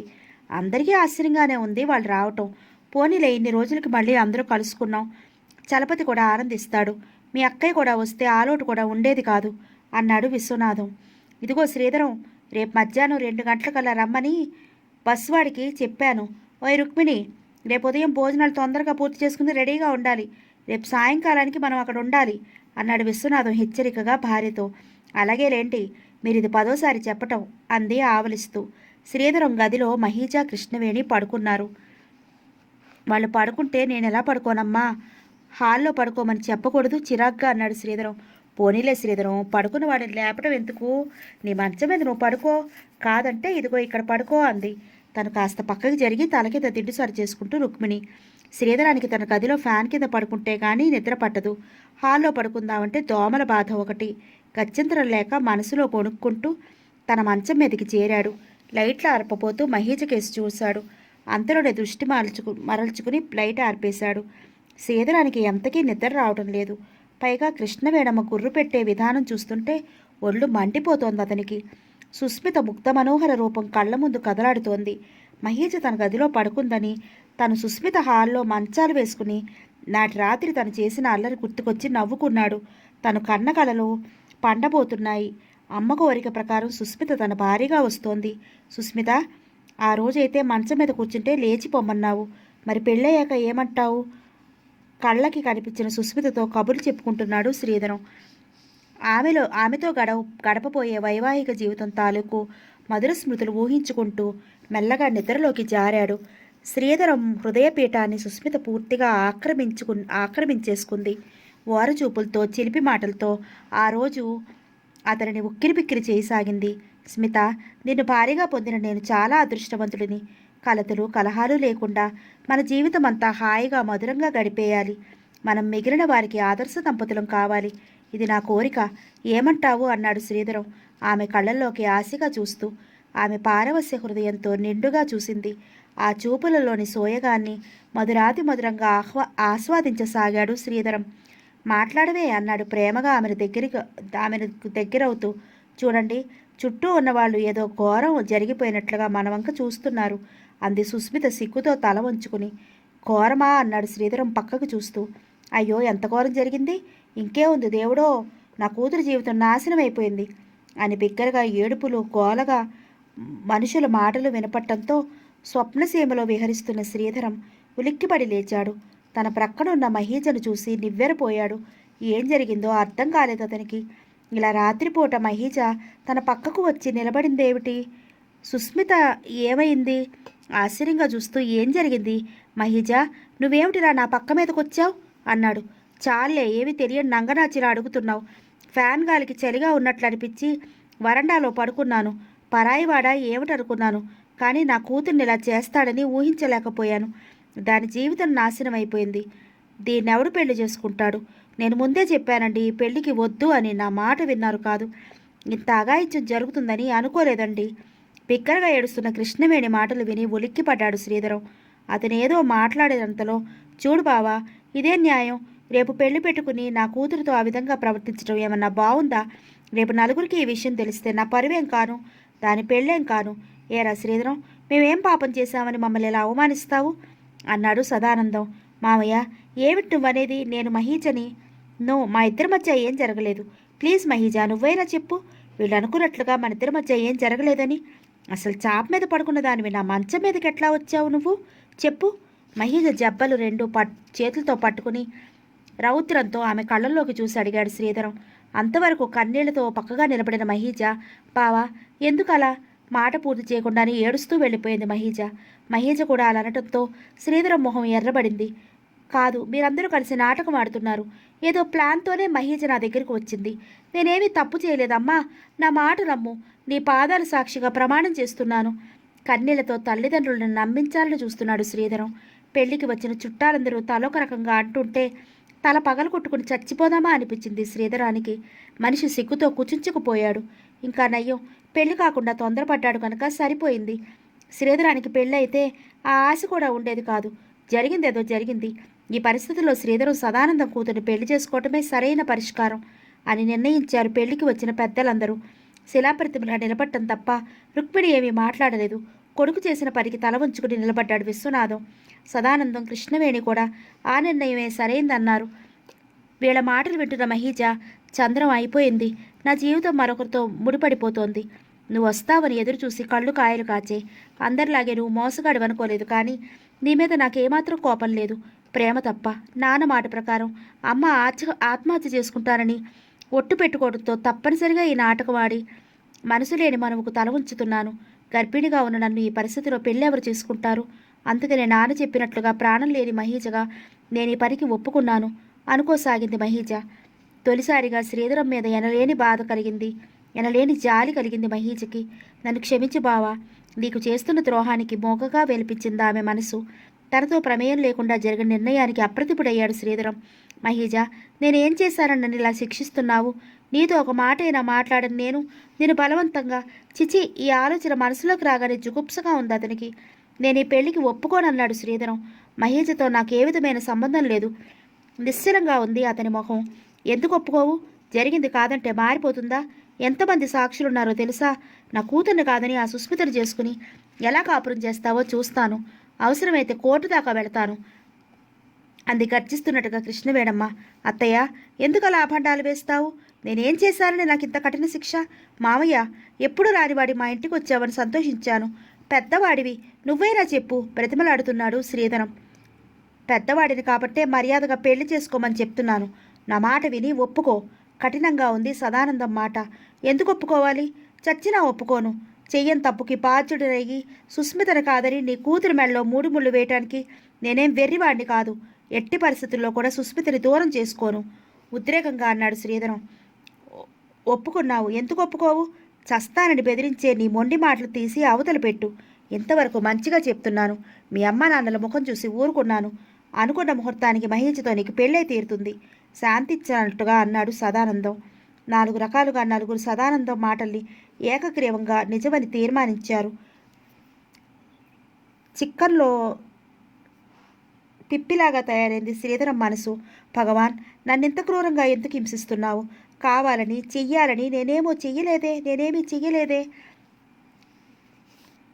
తన ఆనంద అంబుదిలో విషబిందువులా ప్రవేశించింది మహీజ. యు బ్రూట్ మహీజ, కావాలని నా జీవితంలో చెలగాట వాడుతున్నావు. చూసుకొని నేను చేస్తాను. ఏమీ చేయలేని అసహాయతతో పిడికిలు బిగించి నుదుటి మీద బలంగా బాదుకున్నాడు శ్రీధరం. ఈ రాత్రి తన పాలిట కాలరాత్రి, తన జీవితంలో విషం కురిపించిన భయంకరమైన వికృత రాత్రి. సుష్మితతో తను గడపబోయే జీవితం ఊహించుకుంటూ తనెంత విషమ పరిస్థితికి లోనయ్యాడు. ఎటూ చెప్పలేని అసమర్థత. ఈ పెళ్లికి ఒప్పుకుని సుస్మితకి ద్రోహం చెయ్యలేను. జరిగింది తెలిస్తే సుస్మిత నన్ను క్షమిస్తుందా? ఎందుకు క్షమించదు? నిన్ను ప్రేమించి నువ్వే ఆరాధ్యదేవంగా భావించే సుస్మిత నీ మాటలు తప్పక నమ్ముతుంది. మనిషికి మనసుకి జరిగే సంఘర్షణలో శ్రీధరం మరింత నలిగిపోతున్నాడు. పెళ్లి పేరుతో జరిగే ఈ ప్రళయాన్ని ఏ విధంగా ఆపు చేయాలి? ఆ ఆలోచనలతో తల పగిలిపోతోంది శ్రీధరానికి. అప్పటికి 3 గంటలయ్యింది. అందరూ తలోమూలా కూర్చున్నారు. కళావిహీనంగా ఉందా ఇల్లు. నిద్రలేమితో నీరసంగా ఉన్న శ్రీధరానికి ఒక్కటే తోచింది. అవును, సుస్మితకి కాకుండా తను ఇంకొకరికి భర్త కాకూడదు. 2 చేతులలో తన గొంతు తనే నులుముకుంటున్నాడు శ్రీధరం. బాబు శ్రీధరం! కెవ్వుమంది రుక్మిణి. గబాల్న శ్రీధరాన్ని ఆ పని నుండి విరమించింది. నువ్వు ఈ పని చేస్తే నేనేమవుతానో ఆలోచించావా? వద్దు బాబు, వద్దు. నువ్వు ఇలాంటి పనికి పూనుకున్నావంటే నా శవాన్ని చూస్తావు అంది ఏడుస్తూ రుక్మిణి. అమ్మా, నన్నెందుకు తప్పించావమ్మా? ఇదేరా సమస్యకి పరిష్కారం. నేనెలా ఒప్పుకోనమ్మా? తెలిసి తెలిసి సుస్మితకి అన్యాయం చెయ్యలేను. నిజంగా మహీజకు నాకు ఏ సంబంధమూ లేదు. వాళ్ళు కావాలని ఈ పని చేస్తున్నట్టుంది. నువ్వైనా చెప్పమ్మా. రుక్మిణి ఒడిలో పడుకుని పిచ్చిగా ఏడుస్తున్నాడు శ్రీధరం. శ్రీధరం, నువ్వు ఉద్దేశమని నా మనసుకు తెలుసు బాబు. నీ మనసంతా సుస్మిత తప్ప మరే ఆడపిల్ల మీద లేదన్న విజయం కూడా నాకు తెలుసు. కానీ మిమ్మల్ని ఆ పరిస్థితిలో చూసిన వారెవరైనా సరే ఏం జరగలేదన్నా నమ్మరు. ఈ మచ్చ నీకు జీవితాంతం ఉండేదే. సుస్మితను చేసుకున్న దానికి ఈ విషయం తెలిస్తే మీ సంసారం గురించి ఒక్కసారి నిశితంగా ఆలోచించు. అపోహలు, అపార్థాలు, అవమానాలే నీకు చివరికి మిగిలేవి. మామయ్యలిద్దరూ నీకు సమానమే. నా ఇందు దయ ఉంచి మహీజ మెడలో తాళి కట్టు. ఈ పరిస్థితిలో నువ్వు ఈ పని చేయకపోతే మన పరువు ఏమవుతుందో ఆలోచించు. ఇది నీ మనసుకు నచ్చని పని అని నాకు తెలుసు. కానీ కొన్ని బలమైన పరిస్థితుల్లో మనకు చంపుకోక తప్పదు. తెల్లవారిందంటే నలుగురికి తెలిసిపోతుంది. చిన్నమామికి ఎలాగో నచ్చ చెబుదాం. నా మాట విను. ఈ కుటుంబ పరువు కాపాడాల్సిన బాధ్యత నీదే. ప్రతిమాలతో నచ్చ చెప్పి అర్థిస్తున్నట్లుగా అడిగింది రుక్మిణి. ఏం జరుగుతుందో తెలియని పరిస్థితుల్లో చెయ్యని తప్పుకి బాధ్యుడయ్యి విధి చేతుల్లో కీలు బొమ్మలాగా మహీజ మెడలో తాళి కట్టాడు శ్రీధరం. ఇది జరిగింది. కావాలని నేను ఏ మోజు చూపలేదు మహీజ మీద. నీ మీద ప్రేమతో నిన్ను మర్చిపోలేక నిన్నే ఊహించుకుని కలలు కంటున్న సమయంలో మహీజ తనకు తానుగా నా దగ్గరికి వచ్చింది. ఆ మైకంలో మనసులో నిన్ను ఊహించుకుని నేను శారీరకంగా మహీజను కౌగలించుకోవటం తప్ప అంతకు మించి మరే దురాక్రమణ జరగలేదు. మా ఇద్దరి మధ్య ఏ విధమైన సంబంధం లేకుండా ఉన్నప్పుడు మహీజ ఎలా గర్భవతి అయిందో అర్థం కాక సతమతమయ్యాను. ఎవరిని ఎలా అడగాలో అర్థం కాలేదు. అమ్మతో చెప్దామంటే మాకేం సంబంధము లేదని తెలిస్తే అమ్మ ఏమవుతుందో, అసలే నా వలన కుంగి కృషించిపోతున్న వాళ్ళని మరింత బాధ పెట్టిన వాడిని అవుతారని ఇష్టం లేకపోయినా తల ఊపటం అలవాటు చేసుకున్నాను. నా వలన మహీజకు గర్భం రాలేదని నాకు తెలుసు. ఆ బిడ్డను నా బిడ్డగా చూడలేకపోతున్నాను. ఏదన్నా అనాలన్నా భయం, పిరికితనం. చెయ్యరాని నేరానికి తల వంచి అందరి దృష్టిలో అపరాధినయ్యాను. జీవోత్సవంలా జీవితం గడుపుతున్నాను. ఇప్పుడు నన్నేమంటావో అను. నన్ను క్షమించాలని ఒక్క మాట చెప్పి నా మనసులోని కల్లోలాన్ని ఆపు చెయ్యి. తను చెప్పవలసింది పూర్తిగా చెప్పి సుస్మిత వంక చూశాడు శ్రీధరం. కళ్ళు పెద్దవి చేసుకుని అతడు చెప్పిందంతా ఆశ్చర్యంగా వింటున్న సుస్మిత శ్రీధర్ చెప్పడం ముగించగానే ఈ లోకంలోకి వచ్చింది. శ్రీధరం బావ మరెన్నో నిజాలు చెప్పాడు. రమేష్ మాటలు, బావ మాటలు పూర్తిగా విన్న తర్వాత బావ నిర్దోషని తెలిసిన సుస్మితకి మనసు ఎంతో చల్లగా ఉంది. ఏదో ఆనందం మనసులో ఉబుకుతోంది. భయంకరమైన చేదు నిజాన్ని కడుపులో దాచుకుని కుమిలిపోయే బావని తన మాటల ద్వారా కష్టపెట్టిన మూర్ఖురాలు తను. కట్టలు తెగిన వాగులాగా సుస్మితలోని ప్రేమ వరదలాగా పొంగి పొరలసాగింది. ఏ సుస్మిత, నన్ను క్షమించలేకపోతున్నావు కదూ? మళ్ళీ కట్టుకథలలాగా ఉందా నీకు? గద్గదంగా ఉంది శ్రీధరం స్వరం. బావా! సుస్మిత గొంతు ఆనందంతో పూడుకుపోయింది. ఎన్నో యుగాల అనంతరం కలుసుకున్న ప్రేమికుల్లాగా వారిద్దరూ పెనవేసుకుపోయారు. శ్రీధరం షర్టంతా సుస్మిత కన్నీటితో తడిసిపోయింది. వదిలితే ఎక్కడ దూరమవుతుందోనన్న ఆర్తితో సుస్మితను మరింత గట్టిగా గుండెలకి హత్తుకున్నాడు శ్రీధరం. బావా, నన్ను క్షమించు. నీ మనసు తెలుసుకోకుండా నిన్ను బాధ పెట్టాను. ఏవేవో మాట్లాడాను. జరిగింది చెబుతానన్నా వినని మొండికేశాను. నా బావ ఎప్పటికీ నన్ను మోసం చేయడు. కన్నీటితో తన మనసులోని కల్మషాన్ని కడిగేసుకుని మనసు శుభ్రపరుచుకుంది సుస్మిత. సుస్మిత, నువ్వు నమ్మావు. నాకదే కావలసింది. ఇంక నేను ఏమైపోయినా పర్వాలేదన్నాడు శ్రీధరం. జరిగింది కొంతవరకే తెలుసు నీకు. మహీజ పెళ్లికి ముందు జరిగింది నాకు తెలుసు అంది సుస్మిత. నీకెలా తెలుసు అన్నాడు ఆశ్చర్యంగా శ్రీధరం. రమేష్ తనకు చెప్పిన కథంతా మళ్ళీ శ్రీధరానికి చెప్పింది సుస్మిత. అత్తయ్య మావయ్య ఇంత దారుణానికి తలపెట్టారంటే ఎంతో అసహ్యంగా ఉంది నాకు. ఒక రకంగా మహీజకు కూడా నాతో పెళ్ళంటే ఇష్టం ఉండకపోవచ్చు. కావాలని మహీజ జీవితాన్ని పాడు చేశారు మావయ్య. వారిచ్చిన స్వేచ్ఛా జీవితమే మహీజ పతనానికి దోహదమై చివరకు మరణానికి దారితీసింది. మహీజ మీద అపరిమితమైన జాలి కలిగింది శ్రీధరానికి. సుష్మిత, నేనొక్కసారి రమేష్తో మాట్లాడాలి అన్నాడు శ్రీధరం. సంతోషంగా ఒప్పుకుంది సుష్మిత. మనసులోని భారాలు తొలగిపోయినందుకు శ్రీధరం సుస్మిత విడిపోయిన కాలంలో ఎవరెలా బాధపడింది చెప్పుకుని నవ్వుకుంటున్నారు. అమ్మ నాన్న అంటే ఏమో అనుకున్నాడు, కానీ చాలా చిక్కిపోయావు బావా అంది ఆప్యాయంగా అతని చేతులు పట్టుకున్న సుస్మిత. కారణం నీ మీద బెంగే అన్నాడు చిరునవ్వుతో శ్రీధరం. చాలా రోజుల తర్వాత నవ్వుతున్నాడు మనస్ఫూర్తిగా శ్రీధరం. అది సుస్మిత సాన్నిధ్యంలోని మహిత్యం కావచ్చు.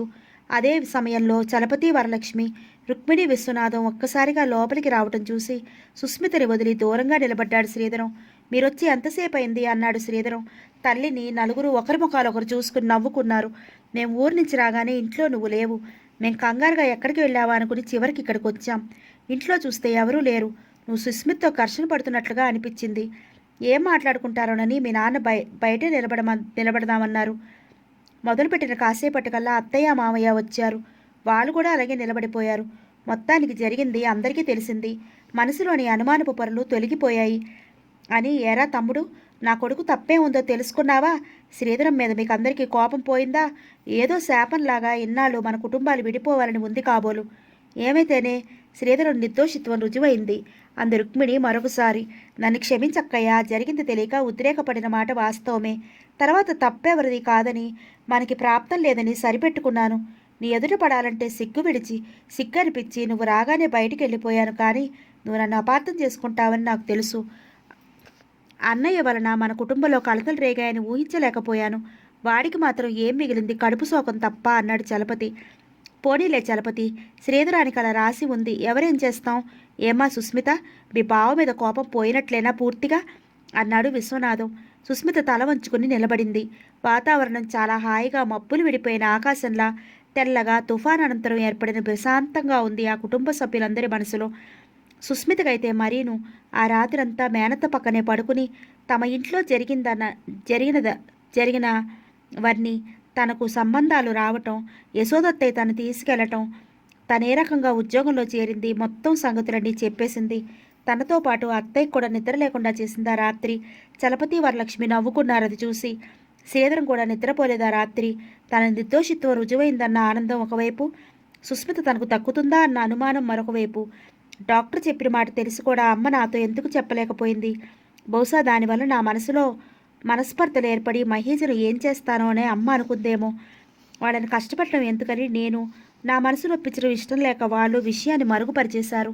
విధిలీడలు విచిత్రం అనే సామెత నా పాలిట నిజమైంది. నమస్కారం చెప్తున్న రమేష్ దంపతులకు ప్రతి నమస్కారం చేశాడు శ్రీధరం. సుస్మిత ఆహ్వానంపై వారిద్దరూ వచ్చారు.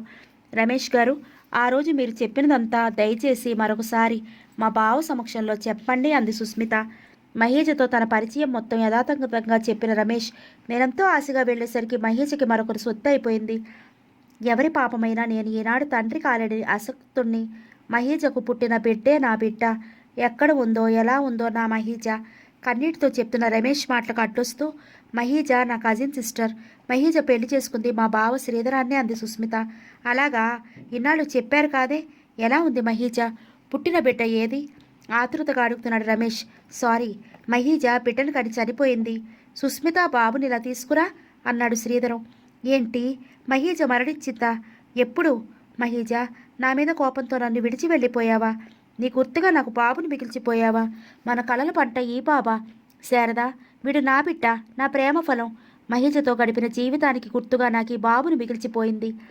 మహీజ మరణానికి విలపిస్తూ బాబుని ముద్దులతో ముంచెత్తి వేస్తున్నాడు రమేష్. శ్రీధరం గారు, మీరెంతో సంస్కారవంతులు. మీది కాని బిడ్డని కంటికి రెప్పలా కాపాడారు. మీ మేలు మర్చిపోలేను. దేవుడికి నా మీద ఎన్నాళ్ళకి దయ కలిగింది. ఎన్నో మలుపులు తిరిగిన నా చీకటి జీవితంలో వెలుగులా నా బిడ్డను చూపించాడు. శారదా, నా కొడుకిడుగో, నా రక్తంలో రక్తం, నా ప్రాణంలో ప్రాణం. మనకిక బిడ్డలు లేరనే కొరత లేదని భార్యకి చెబుతూ పోయిన పెన్నిదిని దొరికినట్లుగా ఆనందపడుతున్నాడు రమేష్. మా జీవితంలో తప్పటడుగులు వేసే సంతానం కోసమేనా మా తపన? ఎప్పుడో విడిపోయిన మహిజ వివరాలు మీ ద్వారా తెలియటం, బాబు నా బిడ్డగా మీ దగ్గర పెరగటం, ఇదంతా ఒక నాటకం. అనాథ శరణాలయం నుంచి బిడ్డను తెచ్చుకునే శ్రమ మాకు తప్పింది. దయచేసి నా బాబుని నాకు ఇవ్వండి. పోయిన నా మహీజను బాబులో చూసుకుంటాను. మహీజ ఆత్మకు శాంతిని కలిగిస్తానన్నాడు రమేష్ రెండు చేతులు జోడించి. రమేష్ కోరింది సమంజసమే అనుకున్నాడు శ్రీధరం. బాబు తన బిడ్డ కాదు, తన తండ్రి కాడు. ఈ పరిస్థితిలో కన్నవారికి అప్పచెప్పడం తన కర్తవ్యమేమో. తన నిర్ణయం చెప్పి ముందు తండ్రి వైపు చూశాడు. నా అభ్యంతరం ఏమాత్రం లేదు. న్యాయంగా న్యాయంగా పిల్లవాడు అతనికి చెందవలసిందే. ఏమంటావు రుక్మిణి అన్నాడు భార్యకేసి చూసిన విశ్వనాథం. కొంతకాలం పెంచిన మమకారంతో రుక్మిణికి బాధ అనిపించినా బాబునివ్వటానికి ఒప్పుకుంది. ఓరి నువ్వెంత కటికుడుగురా, అటు తిరిగి ఇటు తిరిగి చివరకు మీ నాన్న దగ్గర చేరుకున్నావు అన్నాడు చలపతి నవ్వుతూ. అందరూ శృతి కలిపారు చలపతితో పాటు. మనిషి మనిషికి కృతజ్ఞతలు చెప్పుకుని బాబుని తీసుకుని ఆనందంగా వెళ్ళిపోయారు రమేష్ చంద్ర దంపతులు. అమ్మయ్య, అందరి అపోహలు తీరి చివరకు బాబు కూడా వాడింటికి వాడు చేరుకున్నాడు. అందరి మనసులు ఏదో రకంగా బాధలు పడినా చివరికి అన్నీ సర్దుకుపోయాయి. జరగబోయే తేల్చండి మరి అన్నాడు విశ్వనాథం. ఏరా శ్రీధరం అన్నాడు చలపతి. నాదే ఉంది మామయ్య, సుస్మితను చెప్పమనండి. నేను కాదు, బావే చెప్పాలంది సిగ్గుగా సుస్మిత. అప్పుడే సిక్కేందుకే, ఇంకా ముహూర్తం పెట్టందే అంది రుక్మిణి. అసలు నీ మేనకోడలికి సిక్కేందుకమ్మా అన్నాడు శ్రీధరం. శ్రీధరం వంక చిరుకోపంగా చూసి లోపలికి వెళ్ళబోయిన సుస్మిత జడ పట్టుకుని లాగి విషయం తేల్చి మరీ వెళ్ళన్నాడు శ్రీధరం. చూడత్తయ్యా నీ కొడుకు అంది ముద్దుగా సుస్మిత. నా కొడుకు కాదే తల్లి, వాడికి నీ మొగుడే అంది రుక్మిణి. అందరూ నవ్వటంతో మరింత సిగ్గుపడింది సుస్మిత. ఈసారి పెళ్ళి చలపతి మాట పూర్తి కాకుండానే ఎక్కడా వద్దు, ఇక్కడే చెయ్యి. కావాలంటే పెళ్ళవగానే మీరు వెళ్ళమన్న దేవుళ్ళందరి దగ్గరికి వెళ్ళి వస్తాం, లేకపోతే అందరం కలిసి వెళదాం, కానీ విడివిడిగా మాత్రం వెళ్ళొద్దు పెళ్ళికి అన్నాడు శ్రీధరం భయంగా. మరి వారం రోజులు అందరి ఎదుట పందిట్లో 3 ముళ్ళు వేసి సుస్మితను తన దానిగా చేసుకున్నాడు శ్రీధరం. ఏమే సుస్మిత, అప్పటి పెళ్లి జరగదని తెలుసునేమో, అందుచేతనే రాలేదు. ఈసారి దగ్గరుండి మరీ జరిపిస్తున్నాను. పెద్దత్తగారిని తెలుసా అంది అధికారికంగా నవ్వుతూ యశోద. ఏం కాదు, నువ్వెప్పుడు మా యశోద అత్తయ్యవే అంది సుస్మిత చిరునవ్వుతో. అవ్వా, ఇదెక్కడి పెళ్లి కూతురురా శ్రీధరం, పీటల మీద కూడా మాట్లాడుతోంది. అసలే నోట్లో నాలుకలేని పిల్లాడివి, ఎలా ఉంటావో ఏమో జాగ్రత్త అంది యశోద హాస్యంగా. ఆ భయం లేదు పెద్దమ్మ, ముందు వాకిట్లో గేటు పెట్టి చూడమను, నాలిక ఉందో లేదో తెలుస్తుంది అన్నాడు శ్రీధరం. అమ్మో పెట్టను బాబోయ్, కొడతావు అంది సుస్మిత. ఆ భయం లేదు పెద్దమ్మా, ముందు నా నోట్లో వేలు పెట్టి చూడమను, నాలిక ఉందో లేదో తెలుస్తుంది అన్నాడు శ్రీధరం. అమ్మో నేను పెట్టను బాబు, కొరుకుతావు అంది సుస్మిత. అందంగా రుణుసిక్కలు పెళ్లి కూతురులా వింత వెలుగులతో మెరిసిపోతూ పాల గ్లాసుతో తన గదిలోకి వచ్చిన సుస్మితని చూసిన శ్రీధరం మనసు వశం తప్పింది. స్మిత అన్నాడు చేతులు చాచి. అతని చేతుల్లో వాలిన సుస్మిత నుదుట ముద్దు పెట్టుకుని తన వైపు ముఖం తిప్పుకున్నాడు. సుస్మిత కంటి వెంట నీరు చూసి ఈ ఆనంద సమయంలో కన్నీళ్ళెందుకు, కొనగీటితో సుస్మిత కన్నీరు కొనగోటితో తుడిచి గుండెలకి హత్తుకున్నాడు. నీతో జీవితం పంచుకుంటానని అనుకోలేదు బావా, ఇది కన్నీరు కాదు, ఆనంద బాష్పాలంది సుస్మిత. ఆ మాట అనవలసింది నువ్వు కాదు. చెయ్యి జాపిన అదృష్టం తిరిగి దక్కించుకున్న నేను. ఎన్నో అవాంతరాలు వచ్చినా ఎదుర్కొని నిలబడి మన ప్రేమ అమూల్యమైనది. ఎడబాటు ప్రేమను మరింత పెంచుతుంది. అది మనిద్దరి విషయంలో నిజమయ్యింది. మన ఆశల సౌధం కూలిపోయినా ప్రేమ పునాది గట్టిపడటంతో తిరిగి మన సౌధాన్ని మనమే నిలబెట్టుకున్నాము. విధిపెట్టిన పరీక్షలో మనిద్దరము గెలిచాము. మన ప్రేమ జ్యోతి ఆరిపోనిది. ప్రమిద నిండుగా చమురు పోసి వెలిగించిన జ్యోతి చిరుగాలికి కంపిస్తుందే తప్ప ఆరిపోదు. ఆ కంపనకి ఒక్కొక్కప్పుడు చీకటి ఏర్పడినా అది తాత్కాలికం మాత్రమే. అలాగే మన జీవితంలో చిన్న దుమారం ఏర్పడింది. ఆ దుమారానికి కొట్టుకుని పోయి చెరొక వైపు అంధకారంలో మునిగి ఉన్న మనకి ఆ ప్రేమ అనే జ్యోతే వెలుగు చూపింది. ఆ వెలుగులోనే మనిద్దరి జీవితాలు ఒకటయ్యాయి అన్నాడు శ్రీధరం. అతడు చెప్పేదే తదేకంగా వింటున్న సుస్మిత, ఈ వేదాంత పురాణం ఎక్కడ నేర్చుకున్నావు బావా అంది. అతని ముక్కు పట్టుకుని లాగుతూ చిలిపిగా నవ్వి, నీ విరహంలో నేర్చుకున్నాను, కానీ ఏమిటి నా ముక్కు పట్టుకుని లాగుతున్నావు? నీ ముక్కుకి తాడేసే లాక్కెళ్ళ అధికారం నాకు ఇన్నాళ్ళకు వచ్చింది అన్నాడు శ్రీధరం నవ్వుతూ. అవును, కానీ ఈరోజు మనిద్దరిని ఎందుకు ఇక్కడ ఉంచారు అన్నాడు తమాషాగా సుస్మితకి కన్ను మీటుతూ. నువ్వు గదిలో 3 నిద్రలు చేయాలంట అంది సుస్మిత నవ్వుని దాచుకుని. 3 ఏమిటి, 30 నిద్రలు చేయమన్నా చేసేస్తాను. నేను ఒక్కడినేనా, నువ్వు కూడాను అన్నాడు సుస్మితని దగ్గరికి లాగుతూ. అబ్బా ఆశ, నువ్వు ఒక్కడివేరట, కింద నా కోసం అత్తయ్య చూస్తూ ఉంటుంది, నేను వెళ్ళాలి అంది వెళ్ళిపోతూ. అలాగా వెళ్ళు పెద్దమ్మా అని పిలవబోయాడు. శ్రీధరు నోరు తన చేత్తో మూసేసింది సుస్మిత. అట్లరా దారికి అని. సుస్మిత, ఈ రాత్రి నీకేమనిపిస్తోంది అన్నాడు మత్తుగా శ్రీధరం. ఇన్ని రోజులు కంటి నిండా నిద్రపోలేదేమో, చాలా బడలికగా ఉంది బావా, హాయిగా నిద్రపోవాలని ఉంది అంది ఆవలిస్తూ సుస్మిత. ఏడ్చినట్టుగా ఉంది. అసలు ఈరోజు నిద్రపోరట అన్నాడు శ్రీధరం చెవిలో గుసగుసగా. ఎవరు చెప్పారు అంది క్రీగంట చూస్తున్న సుస్మిత. నీ అందం అన్నాడు శ్రీధరం. ఏ నిన్ను ఏయలేదు ఓయలేదు, ఈ రోజు నుంచి ఫుల్ పర్మిషన్ దొరికింది అంతే. అతన్ని వారించటం అనివార్యమైంది సుస్మితకి. సమాప్తం.